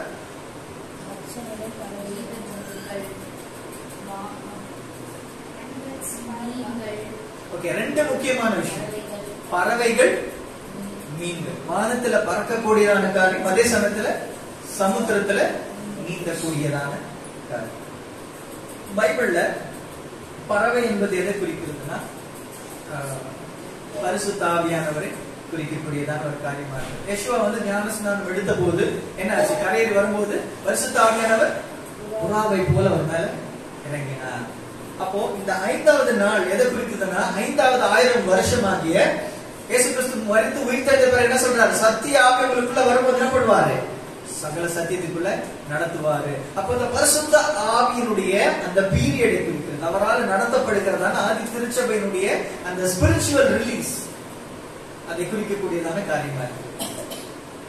மீன்கள் எதை குறிக்கிறது? இயேசு கிறிஸ்து உயிர்த்தெழுந்த பிறகு அவர் மரிச்சு போயிட்டாருன்னு சொல்லிட்டு தெரிஞ்சுட்டு பேதுரு என்ன பண்ணிட்டாரு?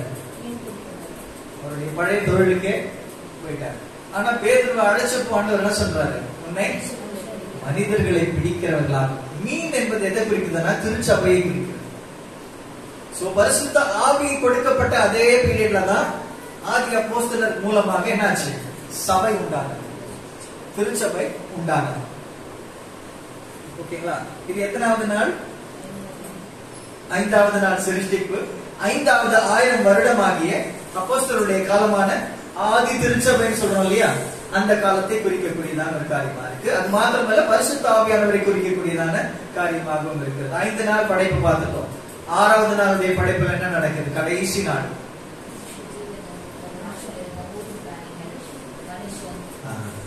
6வது நாள் ஆண்டவர் என்ன சிருஷ்டிக்கிறாரு? மிருகங்கள் எல்லாம் வச்சு சிருஷ்டிக்கிறார். கடைசியாக மனிதனை சிருஷ்டிக்கிறார். மிருகங்கள் எல்லாம் எதை குறிக்கிறது அப்படின்னு பார்க்கும்போது இதை நம்ம தெரிஞ்சுக்கணும்னா வேதாகமத்தில் உள்ள தீர்க்க தரிசனங்களை நம்ம ஒரு சில காரியங்களை அறிந்து கொள்ள வேண்டியது அவசியமா இருக்கிறது. தானியேல் தீர்க்க தரிசன புத்தகங்கள்லாம் பார்க்கும்போது தானியேல் என்ன சொல்றாரு? அப்போது ஒரு மிருகம் கடல்ல இருந்து என்ன பண்ணுச்சு? எழுந்து வந்தது. அந்த மிருகத்துக்கு தன் தலை இருந்ததுன்னு சொல்லிட்டு ஒவ்வொரு மிருகத்தையும் எதோட கூட கம்பேர் பண்றாருன்னா ராஜ்யங்களோடு கூட என்ன பண்றாரு? கம்பேர் பண்ணுகிறார். அப்போ இந்த 6வது 1000 வருடம் எதை குறிக்கிறதுனா உலகத்தில் இருக்கக்கூடியதான பல்வேறு ராஜ்யங்களை குறிக்கக்கூடிய காரியமா இருக்கிறது. மிருகங்கள் என்று சொல்லி சொல்லப்படுகிற காரியம் வெவ்வேறு ராஜ்யத்தை குறிக்கக்கூடியதான ஒரு விஷயமா இருக்கிறது. இப்ப நம்ம தேசம் ஒரு ராஜ்யம், வெவ்வேறு தேசங்கள் ஒரு ராஜ்யம். எல்லா தேசத்துக்கும் முக்கியமாக ஒரு ஐநா சபைன்னு சொல்லிட்டு ஒன்று இருக்கு இல்லையா, அது ஒரு ராஜ்யம். இப்படிப்பட்ட நிறைய காரியங்களை குறிக்கக்கூடியதான காரியமா இருக்கிறது. இந்த 6வது நாளினுடைய கடைசி விளிம்புல ஆண்டவர் உண்டாக்குறாரு, மனிதனை உண்டாக்குகிறார். இந்த கடைசியில உண்டாக்கப்படுகிற இந்த மனுஷன் எதை குறிக்கிறதுனா பிந்திய ஆதாமாகிய யெஷுவா ஹா மசியாவை குறிக்கிறது. யெஷுவாவுக்கு இன்னொரு பேர் என்ன தெரியுமா? 2ஆம் ஆதாம்.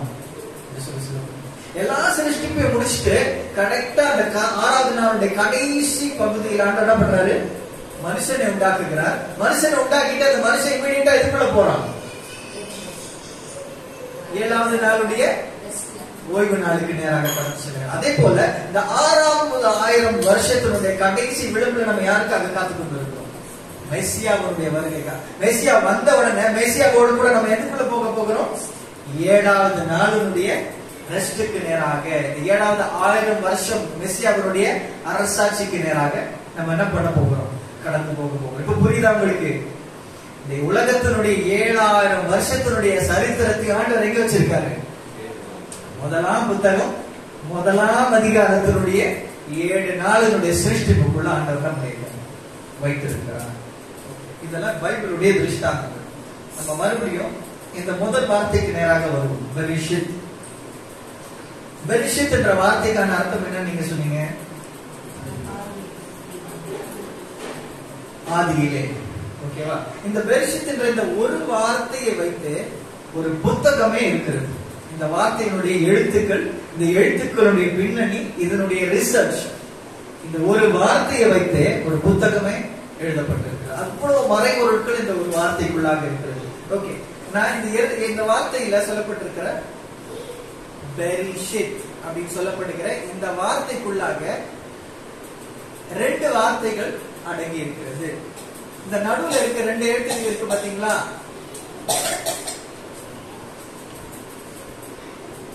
இந்த 2 எழுத்து இருக்கு பாத்தீங்களா? ஆலிஃப் ஷீன். இந்த 2 எழுத்தையும் சேர்த்தாக்கா இது எதை குறிக்கிறதுனா ஈஷ். எல்லாம் சொல்லுங்க. ஈஷ். ஈஷ்னா என்னது? நெருப்பு. ஈஷ்னா என்னது? நெருப்பு. இப்போ இந்த 2 எழுத்தையும் எடுத்துட்டாக்கா, நல்லா கவனிங்க, இந்த 2 எழுத்தையும் எடுத்துட்டாக்கா இந்த முதல் 2 எழுத்தும் கடைசி 2 எழுத்தும் சேர்த்தாக்கா என்ன வருதுன்னா பெரித். எல்லாம் சொல்லுங்க. பெரித். பெரித் என்றால் உடன்படிக்கை. எல்லாம் சொல்லுங்க, உடன்படிக்கை. அப்ப இந்த பெரிஷீத்துக்குள்ள என்ன இருக்கு? ஈஷ் இருக்கு, அதாவது நெருப்பு இருக்கு, உடன்படிக்கையும் இருக்கிறது. இந்த ரெண்டு விஷயத்தை புரிஞ்சுக்கணும். பெரித் என்றால் உடன்படிக்கை. உடன்படிக்கை சொல்ற வார்த்தைக்கான, இந்த பெரித் என்ற வார்த்தைக்கான அர்த்தம் என்னன்னா கட்டிங் அ கவர்னன்ட்.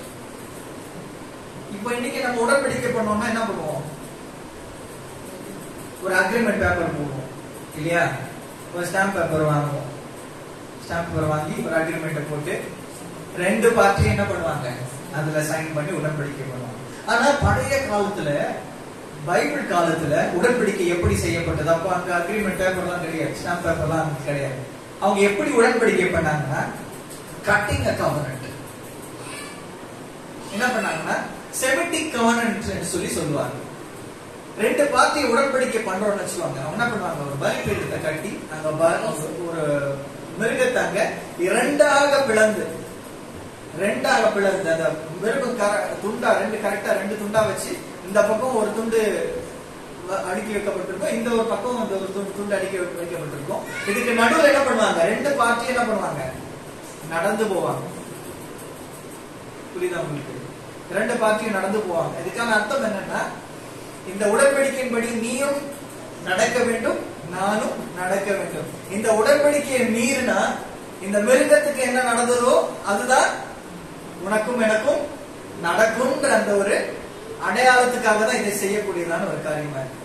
இதை பைபிள்லயும் நம்ம பார்க்கலாம். பைபிள்ல எங்க பார்க்கலாம் அப்படின்னு பார்க்கும்போது,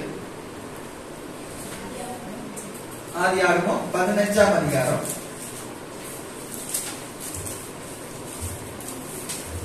ஆண்டவர் இதே கேள்வி ஆபிரகாம் ஆண்டவர் கிட்ட கேட்கிறார் ஒரு கேள்வி.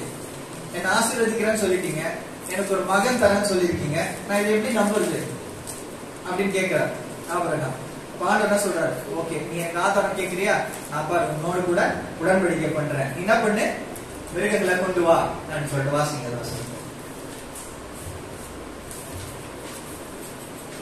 அந்நாளிலே கர்த்தர் ஆபிரகாமோடு உடன்படிக்கை பண்ணி எகிப்தின் நதி துவக்கி ஐபிராத் நதி என்னும் பெரிய நதி மட்டும் உள்ளதும் கேனியாரும் கேனிசியாரும் கத்மோனியாரும் 18-19 கேனியாரும் கேனிசியாரும் கத்மோனியாரும் 17 வாசிங்க. 17 சூரியன் அஸ்தமித்து காடுகள் உண்டான பின்பு இதோ புகைக்கிற சூளையும் அந்த துண்டங்களின் நடுவே கடந்து போகிற அக்கினி ஜுவாலையும். துண்டங்களின் நடுவே, அதாவது அதுக்கு முன்னாடி வாசினீங்கன்னா 9ஆம் வசனத்துல வாசிங்க. அதற்கு அவர் 3 வயது கிடாரியையும் 3 வயது வெள்ளாட்டையும் 3 வயது ஆட்டுக்கடாவையும் ஒரு காட்டுப்புறாவையும் ஒரு புறா குஞ்சியம் என்னிடத்தில் கொண்டு வா.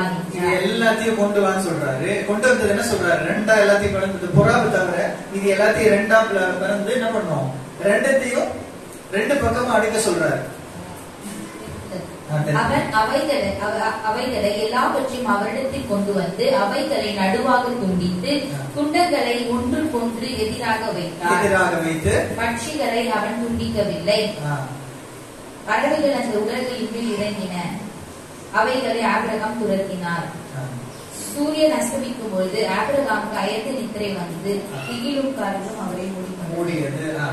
அப்பொழுது அவர் ஆபிரகாமை நோக்கி, சந்ததியார் தங்களுடைய அல்லாத அந்நிய தேசத்திலே பரதேசிகளாயிருந்து அத்தேசத்தாரை சூரியன் அஸ்தமித்து காரிகள் உண்டான போது இதோ புகைக்கிற சூளையும் நல்லா கவனிக்கணும். ஃபயர், ஈஷ். சூளைக்கு என்ன வார்த்தை? எபிரேய மொழியில இந்த ஈஷ். அந்த துண்டங்களின் நடுவே கடந்து போகிற அக்கினி ஜுவாலையும் தோன்றின. துண்டங்களின் நடுவே கடந்து போகக்கூடியதான அக்கினி ஜுவாலை. அப்போ இந்த பெரிஷத்துன்ற வார்த்தைக்குள்ள என்ன இருக்கு? பெரித்துன்ற அந்த உடன்படிக்கை இருக்கிறது. இந்த உடன்படிக்கைக்கு நடுவில் என்ன போகுது? ஈஷ்ன்றதான ஃபயர் கடந்து போகுது. அப்போ பைபிள்ல சொல்லப்பட்டிருக்க முதல் வசனத்தினுடைய முதல் வார்த்தை ஆண்டவர் அந்த வார்த்தைக்குள்ள என்ன வச்சிருக்காருன்னா நம்மளோடு கூட ஒரு கவனண்ட வைத்திருக்கிறார், மனுஷனோடு கூட ஒரு உடன்படிக்கையை வைத்திருக்கிறார். அந்த உடன்படிக்கையை நிறைவேற்றுவதற்காக அந்த உடன்படிக்கை நடுவுல யார் நடந்து போறது? ஒரு உடன்படிக்கை பண்றாங்கன்னா அதுல ரெண்டு பார்ட்டியும் நடந்து போகும். உடன்படிக்கை செய்யறவங்களும் சரி, அந்த உடன்படிக்கையை ஒப்புக்கொள்ளுகிறவர்களும் சரி. ஆனா இங்க யார் மாத்திரம் நடந்து போறது? உனக்காக சேர்த்து நானே என்ன பண்றேன், அதுக்குள்ள நடக்கிறேன். நீ இந்த உடன்படிக்கையை உடைச்சா கூட அதுக்கான பலி யார் செலுத்தணும்? பழி யார் செலுத்தணும்? நானே செலுத்துகிறேன். புரியுதா உங்களுக்கு? புரியுதா உங்களுக்கு? இப்ப மனுஷன் பாவம் செய்து கர்த்தருடைய வேதத்தை மீறும் போது மனுஷன் என்ன பண்ணப்பட வேண்டும்? பாவத்தின் சம்பளம் மரணம். மரணம் ஏற்க வேண்டும் மனுஷன். ஆனா ஆண்டவர் என்ன பண்றாரு? கிருபையா, நீ அந்த மரணம் ஏற்க தேவையில்ல. அந்த துண்டங்களுக்கு நடுவில் என்ன பண்ற? நானே நடக்கிறேன். நீ இதை மீறினாலும் அதற்கான பலனை யார் கொடுக்க போறேன்? நானே கொடுக்க போகிறேன். நம்ம மீறினது நிமித்தமாக யேசுவா நமக்காக என்ன பண்றாரு? நம்முடைய மீறுதல்களை நிமித்தம் அவர் காயப்பட்டார். நம்முடைய அக்கிரமங்கள் நிமித்தம் அவர் நொறுக்கப்பட்டார். நமக்கு சமாதானம் உண்டு பண்ண ஆக்கினை அவர் மேல் வந்தது. புரியுதா உங்களுக்கு? இந்த முதல் வார்த்தையினுடைய இந்த முதல் எழுத்துக்கள், இந்த எழுத்துக்களுக்குள்ளாக கர்த்தர் என்ன பண்றாரு? உடன்படிக்கை வைத்திருக்கிறார். அப்போ பைபிள்ல ஒரு மனுஷன் எடுத்து வாசிக்க ஆரம்பிக்கிறான்னா முதல்ல எதை வாசிக்கணும்? முதல் புத்தகத்தினுடைய முதல் அதிகாரத்தினுடைய முதல் வசனத்தினுடைய முதல் வார்த்தையை வாசிக்கும் போது இந்த முதல் வார்த்தைக்குள்ள ஆண்டவர் என்ன பண்றாரு? அவனோடு கூட ஒரு உடன்படிக்கை பண்ணுகிறார். உனக்காக நான் ஜீவனை கொடுக்கிறேன், உனக்காக ஒரு நல்ல ஒரு வாழ்க்கையை கொடுக்கிறேன், உன்னோடு கூட நான் என்ன பண்றேன்? ஒரு கவரண்ட பண்றேன், உனக்கு நித்திய ஜீவனை கொடுக்க போகிறேன். அந்த உடன்படிக்கை ஆண்டவர் பண்றாரு. அந்த உடன்படிக்கை பண்ணோம்னா இதை நீ மீறி விட்டாய். ஆதாமோடு கூட பண்ணினதான உடன்படிக்கை ஆதாம் மீறி விட்டான். இருந்தாலும் கூட அந்த பலனை யார் கொடுக்கிறார்? உன்னை கொடுக்க சொல்லல, நம்மள ரத்தம் சிந்த சொல்லி ஆண்டவர் சொல்லல, நம்மள என்ன பண்ண சொல்லல, அந்த பாவத்துக்கான பலனை செய்ய சொல்லல. இந்த பாவத்துக்கான விமோச்சனம் இங்க போய் செய்யணும், அங்க போய் செய்யணும், இது பண்ணணும், அது பண்ணணும், நாம ரத்தம் சிந்தணும்னு ஆண்டவர் என்ன பண்ணல, சொல்லவே இல்லை. நம்மகிட்ட என்ன கேட்கிறாரு? எதுவுமே பண்ண தேவையில்ல, நீ அந்த உடன்படிக்கைக்குள்ள வந்தா மாத்திரம் போதும். உன்னுடைய மீறுதல்கள் எல்லாத்துக்கான தண்டனை நான் என்ன பண்றேன்? ஏற்றுக்கொள்ளுகிறேன் என்றதான அந்த அக்கினி சூளை என்று சொல்லப்படுகிறதா அந்த உடன்படிக்கைக்கு நடுவாக யார் போகிறார்னாக்க மெசியாவாகிய யெஷுவா கடந்து போகிறார். இன்றைக்கு இந்த வசனத்தின் மூலமாக நம்ம தியானிக்கக்கூடிய முக்கியமான விஷயம் என்னன்னா, பைபிள் என்பது ஒரு சாதாரண ஒரு புத்தகம் கிடையாது. ஆண்டவர் நம்மோடு கூட செய்கிறதான உடன்படிக்கை. It is a berith, cutting a covenant. புரியுதுங்களா? பழைய ஏற்பாட்டுல செமிட்டிக் கவர்னன்ட் குறித்து நம்ம வாசிக்கும் போது என்ன பண்ணுவாங்களா, அவங்களுடைய ரிச்சுவல்ல இது ஒரு காரியம் செய்வாங்க. என்ன பண்ணுவாங்களா, சரீரத்துல ஏதாவது ஒரு பார்ட்ல கட் பண்ணுவாங்களா, அவங்க கையில இந்த ரிஸ்ட் இருக்கு பாத்தீங்களா, அங்க கட் பண்ணிக்குவாங்களா. ரெண்டு பேருடைய இந்த கட் பண்ண ரிஸ்ட் என்ன பண்ணுவாங்களா, ரெண்டு பேருடைய பிளட் என்ன பண்ணுவாங்க, இது படிப்பாங்க. அப்ப என்ன அர்த்தம்னாக்கா, நீயும் நானும் ஒன்றுன்னு அர்த்தம். இந்த இப்படிப்பட்ட கவர்னட்டை நம்ம தாவீதோட கூட பார்க்கலாம். தாவீது யோனத்தான் என்ன பண்றாங்க, ஒரு உடன்படிக்கை செய்யறாங்க. சவுல் தாவீதை துரத்தும் பொழுது தாவீதோடு கூட என்ன பண்றாரு, யோனத்தான் ஒரு உடன்படிக்கை பண்றாரு. ஒரு மனுஷன் இன்னொரு மனுஷனோட கூட உடன்படிக்கை பண்ணும் போது அதுக்கான முக்கியமான அர்த்தம் என்னன்னு பாத்தீங்கன்னாக்கா, நீ தான் நான் தான் நீ, என்னுடைய பணப்பை உன்னுடையது, உன்னுடைய வஸ்திரம் என்னுடையது. அப்ப ரெண்டு பேருக்கும் உரிமை சொல்லப்படுகிறது. இப்ப யோனத்தானுக்கு என்ன உரிமை இருக்கிறதோ அதே உரிமை என்ன பண்ணப்படுகிறது, தாவீதுக்கும் கொடுக்கப்படுகிறது. யோனத்தான் என்ன சொல்றாரு, என்னுடைய அப்பா உன்னை கொலை செய்ய முயற்சி செய்தாலும் நான் என்ன பண்ணுவேன், என்னுடைய ஜீவனையும் கொடுத்து என்ன பண்ணுவேன், பாதுகாப்பேன் என்றதான அந்த ஒரு உடன்படிக்கையை தாவீதோடு கூட பண்றாரு. இது செமிட்டிக் கவர்னன்ட். இது ஒரு பெரிய ஒரு லெசன் பைபிள்ல, தனி சப்ஜெக்ட். இதை தனி ஒரு சப்ஜெக்டா நம்ம ஸ்டடீஸ்ல டீச் பண்ணி கொண்டு இருக்கிறேன். இதை குறித்து நம்ம இன்னும் ஆராய்ச்சி பார்க்கும்போது நிறைய விஷயங்கள் வேதத்தினுடைய ஆதாரங்களோடு கூட நம்மால புரிந்து கொள்ள முடியும். இப்ப நம்ம இந்த விஷயத்துல இன்றைக்கு நம்ம தியானிக்கக்கூடிய இந்த பெரிஷித்ன்ற இந்த டாபிக்ல நம்ம தெரிந்து கொள்ள வேண்டிய முக்கியமான ஒரு விஷயம் என்னன்னா, கர்த்தர் நம்மோடு கூட ஒரு உடன்படிக்கையின் உறவை எதிர்பார்க்கிறார். ஒரு உடன்படிக்கையின் உறவை எதிர்பார்க்கிறார். ரட்சிப்புன்றது நம்மளுடைய பிகினிங் ஸ்டேஜ் தான். பாவத்தை விட்டுட்டு வெளியே வந்துட்டோம். இஸ்ரேல் ஜனங்க எகிப்துல அடிமையா இருந்தாங்க. ஆண்டவர் என்ன பண்ணாரு? தயவா அவங்களுக்கு கிருபையா விடுதலை பண்ணி கொண்டு வந்துட்டாரு. அடுத்த ஸ்டேஜ், செகண்ட் ஸ்டேஜ் ஆண்டவர் நம்ம இடத்துல எதிர்பார்க்கிறது என்னன்னா, அந்த வனாந்திரத்துல கொண்டு வந்து அவங்களோட ஆண்டவர் என்ன பண்றாரு? உடன்படிக்கை செய்கிறார். நான் கொடுக்கிற இந்த கட்டளைகள் படி நீ நடப்பாய், ஆனா நான் என்ன பண்ணுவேன்? உன் தேவனா இருப்பேன், நீ என் ஜனமா இருப்பாய். நான் உன்னுடைய மணவாளனா இருப்பேன், நீ என்னுடைய மணவாட்டியா இருப்பாய். இது வந்து இஸ்ரேல் ஜனங்களுக்கு மாத்திரம் கிடையாது, உலகத்தில் இருக்கிற சபைகளுக்கு மாத்திரம் கிடையாது. நம்ம ஒவ்வொருவருக்கும் இண்டிவிஜுவல் ஆண்டவர் என்ன பண்றாரு? இந்த உடன்படிக்கை எதிர்பார்க்கிறார். என்னுடைய வார்த்தையின்படி நீ கேட்டு நடப்பாயானால் நான் உனக்கு என்னவா இருப்பேன்? மணவாளனா இருப்பேன், நீ எனக்கு மணவாட்டியா இருப்பேன். இந்த கவரண்ட்டுக்கு நம்ம அக்ரி பண்ண ரெடியா இருக்கிறோமா சொல்லி ஆண்டவர் கேட்கிறார். அவங்களுடைய போன வாரம் நம்ம பார்த்தோம் இல்லையா, திருமணத்தினுடைய முறைகள், 3 முறைகள், 3 லெவல்ஸ் பார்த்தோம். சிடுகின், எருசின், நிசூன். எருசின்குள்ளதான் என்ன பண்றாரு? அந்த உடன்படிக்கை பண்ணும்போது இதோ வாசற்படியில நின்று கதவை தட்டுகிறேன், ஒருவன் சத்தத்தை கேட்டு கதவை திறந்தால் நான் உள்ளே பிரவேசித்து அவனோடு கூட போஜனம் பண்ணுவேன், உடன்படிக்கை பண்ணுவேன். இப்ப இன்றைக்கு நம்முடைய லைஃபோடு கூட கர்த்தர் என்ன பண்றாரு? ஒரு உடன்படிக்கையை கேட்கிறார். அருமையான ஒரு பாடல் ஒன்று உண்டு. நீ உனக்கு சொந்தமல்லவே, மீட்கப்பட்ட பாவி நீ உனக்கு சொந்தமல்லவே, நீ உனக்கு சொந்தமல்லவே, நிமலரே சுனாதற்கே சொந்தம், நீ உனக்கு சொந்தமல்லவே. கர்த்தர் நம்ம எல்லாத்தையும் பார்த்து சொல்றது என்னன்னா, இந்த உடன்படிக்கை நீ மறிக்க வேண்டிய இடத்துல நான் என்ன பண்ணேன்? என்னுடைய ஜீவனை கொடுத்து உனக்காக நான் என்ன பண்ணிட்டேன்? உன்னுடைய மரணத்திலிருந்து நான் மீட்டு விட்டேன். இனி நீ என்ன பண்ணும்? நீ எனக்கு சொந்தம் அப்படின்னு நான் சொல்றேன்.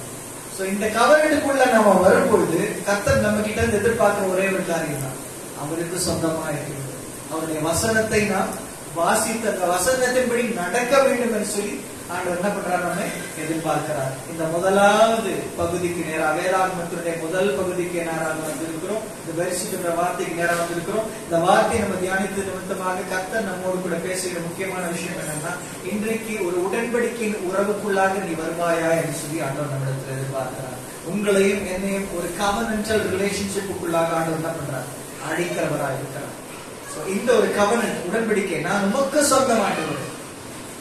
எப்படி இயேசு தம்மை நமக்கென்று சொந்தமாக கொடுத்தாரோ, அவர் சரீரத்தை கிழித்து என்ன பண்றாரு? பஸ்கா அன்னைக்கு கொடுக்கிறார். இது உங்களுக்காக கொடுக்கப்படுகிற பிற்கப்படுகிற என்னுடைய சரீரமா இருக்கிறது, இது உங்களுக்கு அசிந்தப்படுகிற என்னுடைய ரத்தமா இருக்கு. எப்படி அவரை நமக்காக கொடுத்தாரோ, இன்றைக்கு அதே போல நம்மை அவருக்காக கொடுக்க நாம் ஆயத்தமா இருக்கிறோம். நம்முடைய ஜீவியத்தையும் நம்முடைய வாழ்க்கையும் நம்முடைய ட்ரஸ்டையும் அவர் மேல வைக்கக்கூடியதான ஒரு ட்ரஸ்டட் ரிலேஷன்ஷிப், ஒரு நம்பிக்கை உள்ளதான ஒரு வாழ்க்கைக்கு நேராக நம்ம ஆயத்தமா இருக்கிறோமா? ஆராய்ந்து பார்ப்போம், கண்களை மூடுவோம். கர்த்தர் இன்றைக்கு நம்மோடு கூட பேசினதான இந்த வார்த்தைப்படியே உண்மையாகவே தேவ ஆவியானவர் நம்மோடு கூட பேசுவாரே ஆனால், கர்த்தருடைய சத்தம் நமக்கு துணிக்குமே ஆனால், இன்றைக்கு ஒரு தீர்மானம் எடுப்பதற்காக நமக்கு ஒரு ஆப்பர்ச்சுனிட்டி ஆண்டவர் கொடுக்கிறார். ஆண்டவரே, என்னை முழுவதுமா என்னுடைய கரத்துல ஒப்பு கொடுக்கிறேன். நம்முடைய உடன்படிக்கையின்படி நடக்கக்கூடிய நம்முடைய உடன்படிக்கையை வாசித்து அதை தியானித்து அதன்படி என் வாழ்க்கையை நான் நடத்தக்கூடியதான ஒரு தீர்மானத்தை நான் எடுக்கிறேன். ஆண்டவரே, இனி நான் உமக்காக வாழப் போகிறேன், எனக்காக அல்ல, உமக்காக வாழப் போகிறேன் அப்படின்றதான ஒரு தீர்மானத்தை இந்த நாள்ல நாம் எடுப்போமே. ஆனால் நிச்சயமாக கர்த்தர் நம்மை அல்ல, நம்ம நடக்க வேண்டியதான இந்த இடத்துல யெஷுவா நடந்து நீங்க எதிர்கொள்ள வேண்டிய எல்லா பிரச்சனைகளையும் அவர் நடந்து அவர் மேற்கொண்டு நமக்கு ஆசீர்வாதத்தை கொடுக்க வல்லவராக இருக்கிறார். ஜெபிப்போம். நம்ம நல்ல ஆண்டவரே, யெஷுவா மசியா நாமத்தினால் இந்த நாளில் உங்களுடைய பாதத்தில் அமர்ந்து வேதத்தின் வசனங்களுடைய தியானத்தை நாங்கள் தியானிக்கும்படியாக கொடுத்த கிருபைக்காக நன்றி செலுத்துகிறோம். கேட்ட ஒவ்வொரு வார்த்தைகளும் ஆண்டவரே அப்பா கீழே விழுந்து போகாதபடிக்கு, பலனற்று போகாதபடிக்கு 60, 30, 60, 100 பலனளிக்கக்கூடியதாய் கர்த்தர் தேவாவியானவர் கேட்ட ஒவ்வொருவருடைய இருதயத்திலும் அடியனுடைய இருதயத்திலும் கிரியை செய்து எங்கள் அதிகமாக நம்முடைய கட்டளைக்கு நேராக, நம்முடைய உடன்படிக்கைக்கு நேராக, நம்முடைய வார்த்தைக்கு நேராக நடத்தி செய்வீராக. ஒரு கவர்னண்டல் ரிலேஷன்ஷிப்புக்குள்ளாக நாங்கள் நடக்க, நாங்கள் வாழ எங்களுக்கு கிருபை தர வேண்டுமா நாங்கள் செபிக்கிறோம். எல்லாவற்றும் கருத்துல ஒப்பு கொடுத்து செபிக்கிறோம். யெஷுவா மசியா நாமத்தினாலே ஜெபம் கேளும் நல்ல பிதாவே, ஆமென்.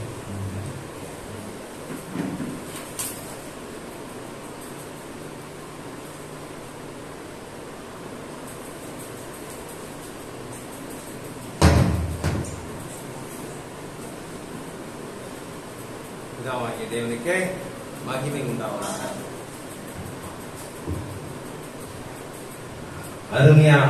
அருமையான பொண்ணு இல்லையா?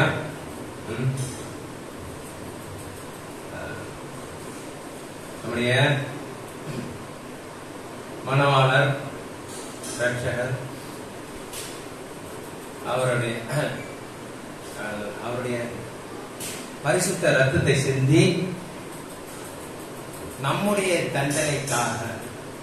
தண்டனைக்காக அவர் பலியானார். அப்படி பலி கொடுத்து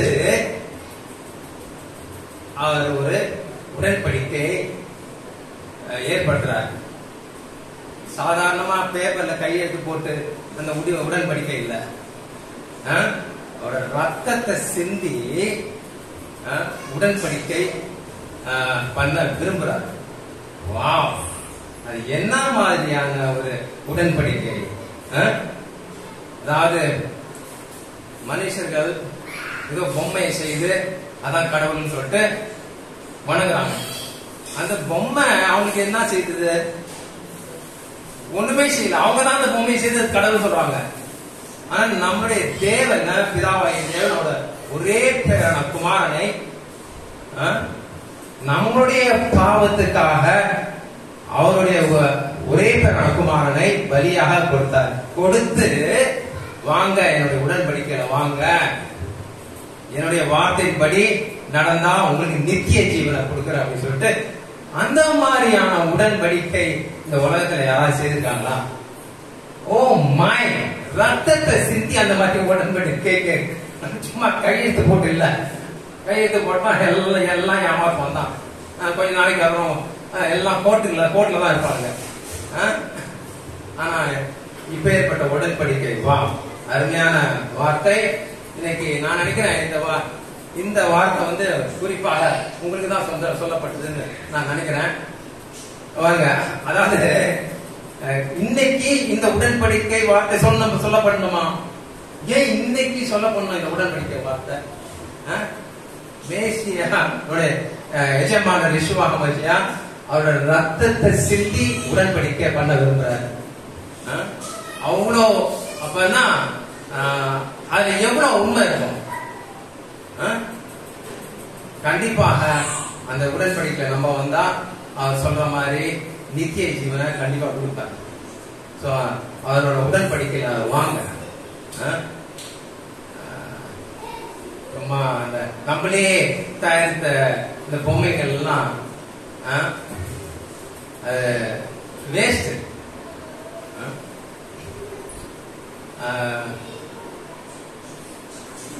இது அருமையான உடன்படிக்கை, அருமையான வார்த்தை. கர்த்தருக்கு கோடி நன்றி. பிதாவாகிய தேவனுக்கு ஓகே, அல்லேலூயா. ஓகே,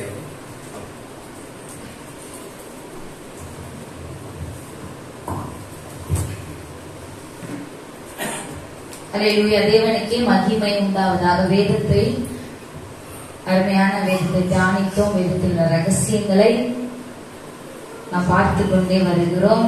அல்லேலூயா. வேதத்தினுடைய ரகசியங்களை நாம் அறிய வேதத்தை தியானிக்க, வேதத்திற்கு கீழ்ப்படிய பொழுது நம்முடைய முகங்களும் மோசேயை போல பிரகாசிக்கும். இத்தனை பேர் விசுவாசிகள். நம்முடைய முகங்களும் வேதத்தை தியானிக்கும் பொழுது, வேதத்திற்கு கீழ்ப்படியும் பொழுது நம்முடைய முகங்களும் பிரகாசிக்கும். எப்படி இயேசு கிறிஸ்து மறுரூபமாகி பிரகாசித்தது போல நம்மையும் அப்படியாக பிரகாசிக்க செய்வார். அல்லேலூயா. ஆகவே நம்ம என்ன பண்ணணும்? அதுக்கு பிரகாசிக்கிறதுக்கு ரோமர் 12:2 நீங்கள் இந்த பிரபஞ்சத்திற்கு ஒத்த வேஷம் தெரியாமல் தேவனுடைய நன்மையும் பிரியமும் பரிபூரணமான சித்தம் இன்னதென்று பகுத்தறியத்தக்க உங்கள் மனம் புதிதாகிறதுனாலே மறுரூபமாகுங்கள். அல்லேலூயா. நம்முடைய மனம் என்ன பண்ண வேணும்? புதிதாக்கப்பட வேண்டும், புதுப்பிக்கப்பட வேண்டும். புதுப்பிக்கப்பட்ட மனவாட்டியாக நம்ம மாறி இந்த நாள் ஒரு மறுரூபமாக்கப்படுகிற நாளாக நம்ம விசுவாசித்து ஆண்டவரை எண்ணி நாங்கள் மறுரூபப்பட்டவர்களாக உம்முடைய மகிமையை காண்கிறவர்களாக ஏதேனில அவர் தந்த ஜீவனை நாம் புதுப்பிக்கிற வேலையாக இந்த நாளை நாம் இன்னைக்கு என்ன பண்ண போறோம்? ஒரு துதியை எடுத்து இந்த ஓய்வு நாள் சபை கூடுதல் என்ன பண்ண போறோம்? நிறைவு செய்ய போகிறோம். ஹல்லேலூயா.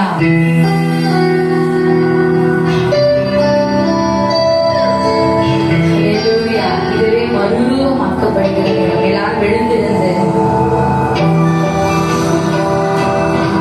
ஆண்டவரே உம்முடைய மகிமையை காண உதவி செய்யுங்க.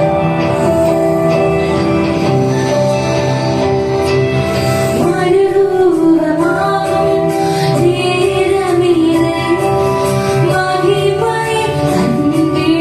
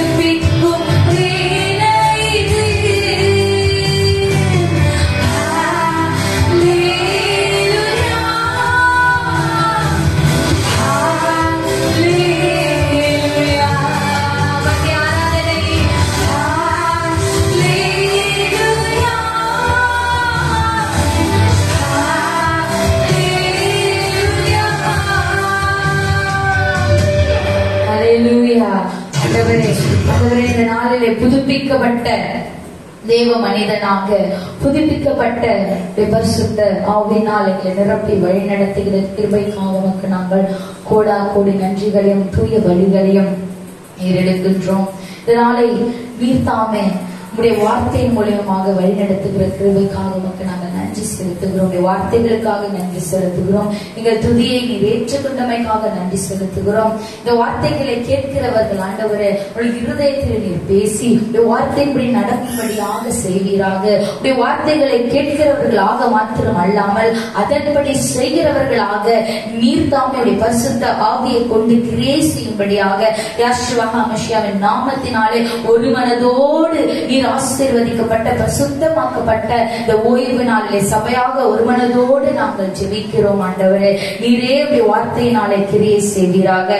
எல்லா துதி கன மகிமை யாவற்றை மக்கு மாத்திரமே செலுத்தி மீட்பெரும் இரட்சகரும் ஆகிய எங்கள் யெகோவா மஷியாவின் நாமத்தினால் ஜெபிக்கிறோம் எங்கள் அன்புள்ள நல்ல பிதாவே, ஆமென். எல்லாரும் சேர்ந்து சொல்லுங்க. ஆத்துமாவே கர்த்தரை ஸ்தோத்திரி, என் முழு உள்ளமே கர்த்தரின் பரிசுத்த நாமத்தை ஸ்தோத்திரி. ஆத்துமாவே கர்த்தரை ஸ்தோத்திரி, கர்த்தர் செய்த சகல உபகாரங்களையும் மறவாதே. ஆமென். ஹல்லேலூயா. கர்த்தர் உங்கள் எல்லோரையும் ஆசீர்வதித்து உங்கள் எல்லோரையும் காக்க கடவர். கர்த்தர் தம்முடைய முகத்தை உங்கள் எல்லோர் மேலும் பிரகாசிக்க செய்து உங்கள் எல்லோருக்கும் கிருபையாய் இருக்க கடவர். கர்த்தர் தம்முடைய முகத்தை உங்கள் எல்லோர் மேலும் பிரசன்னமாக்கி உங்கள் எல்லோருக்கும் சமாதானம் கட்டளையிட கடவர். எல்லாருக்கும் இன்னொரு முறை ஓய்வு நாள் சமாதானம். ஷபாத் ஷலோம்.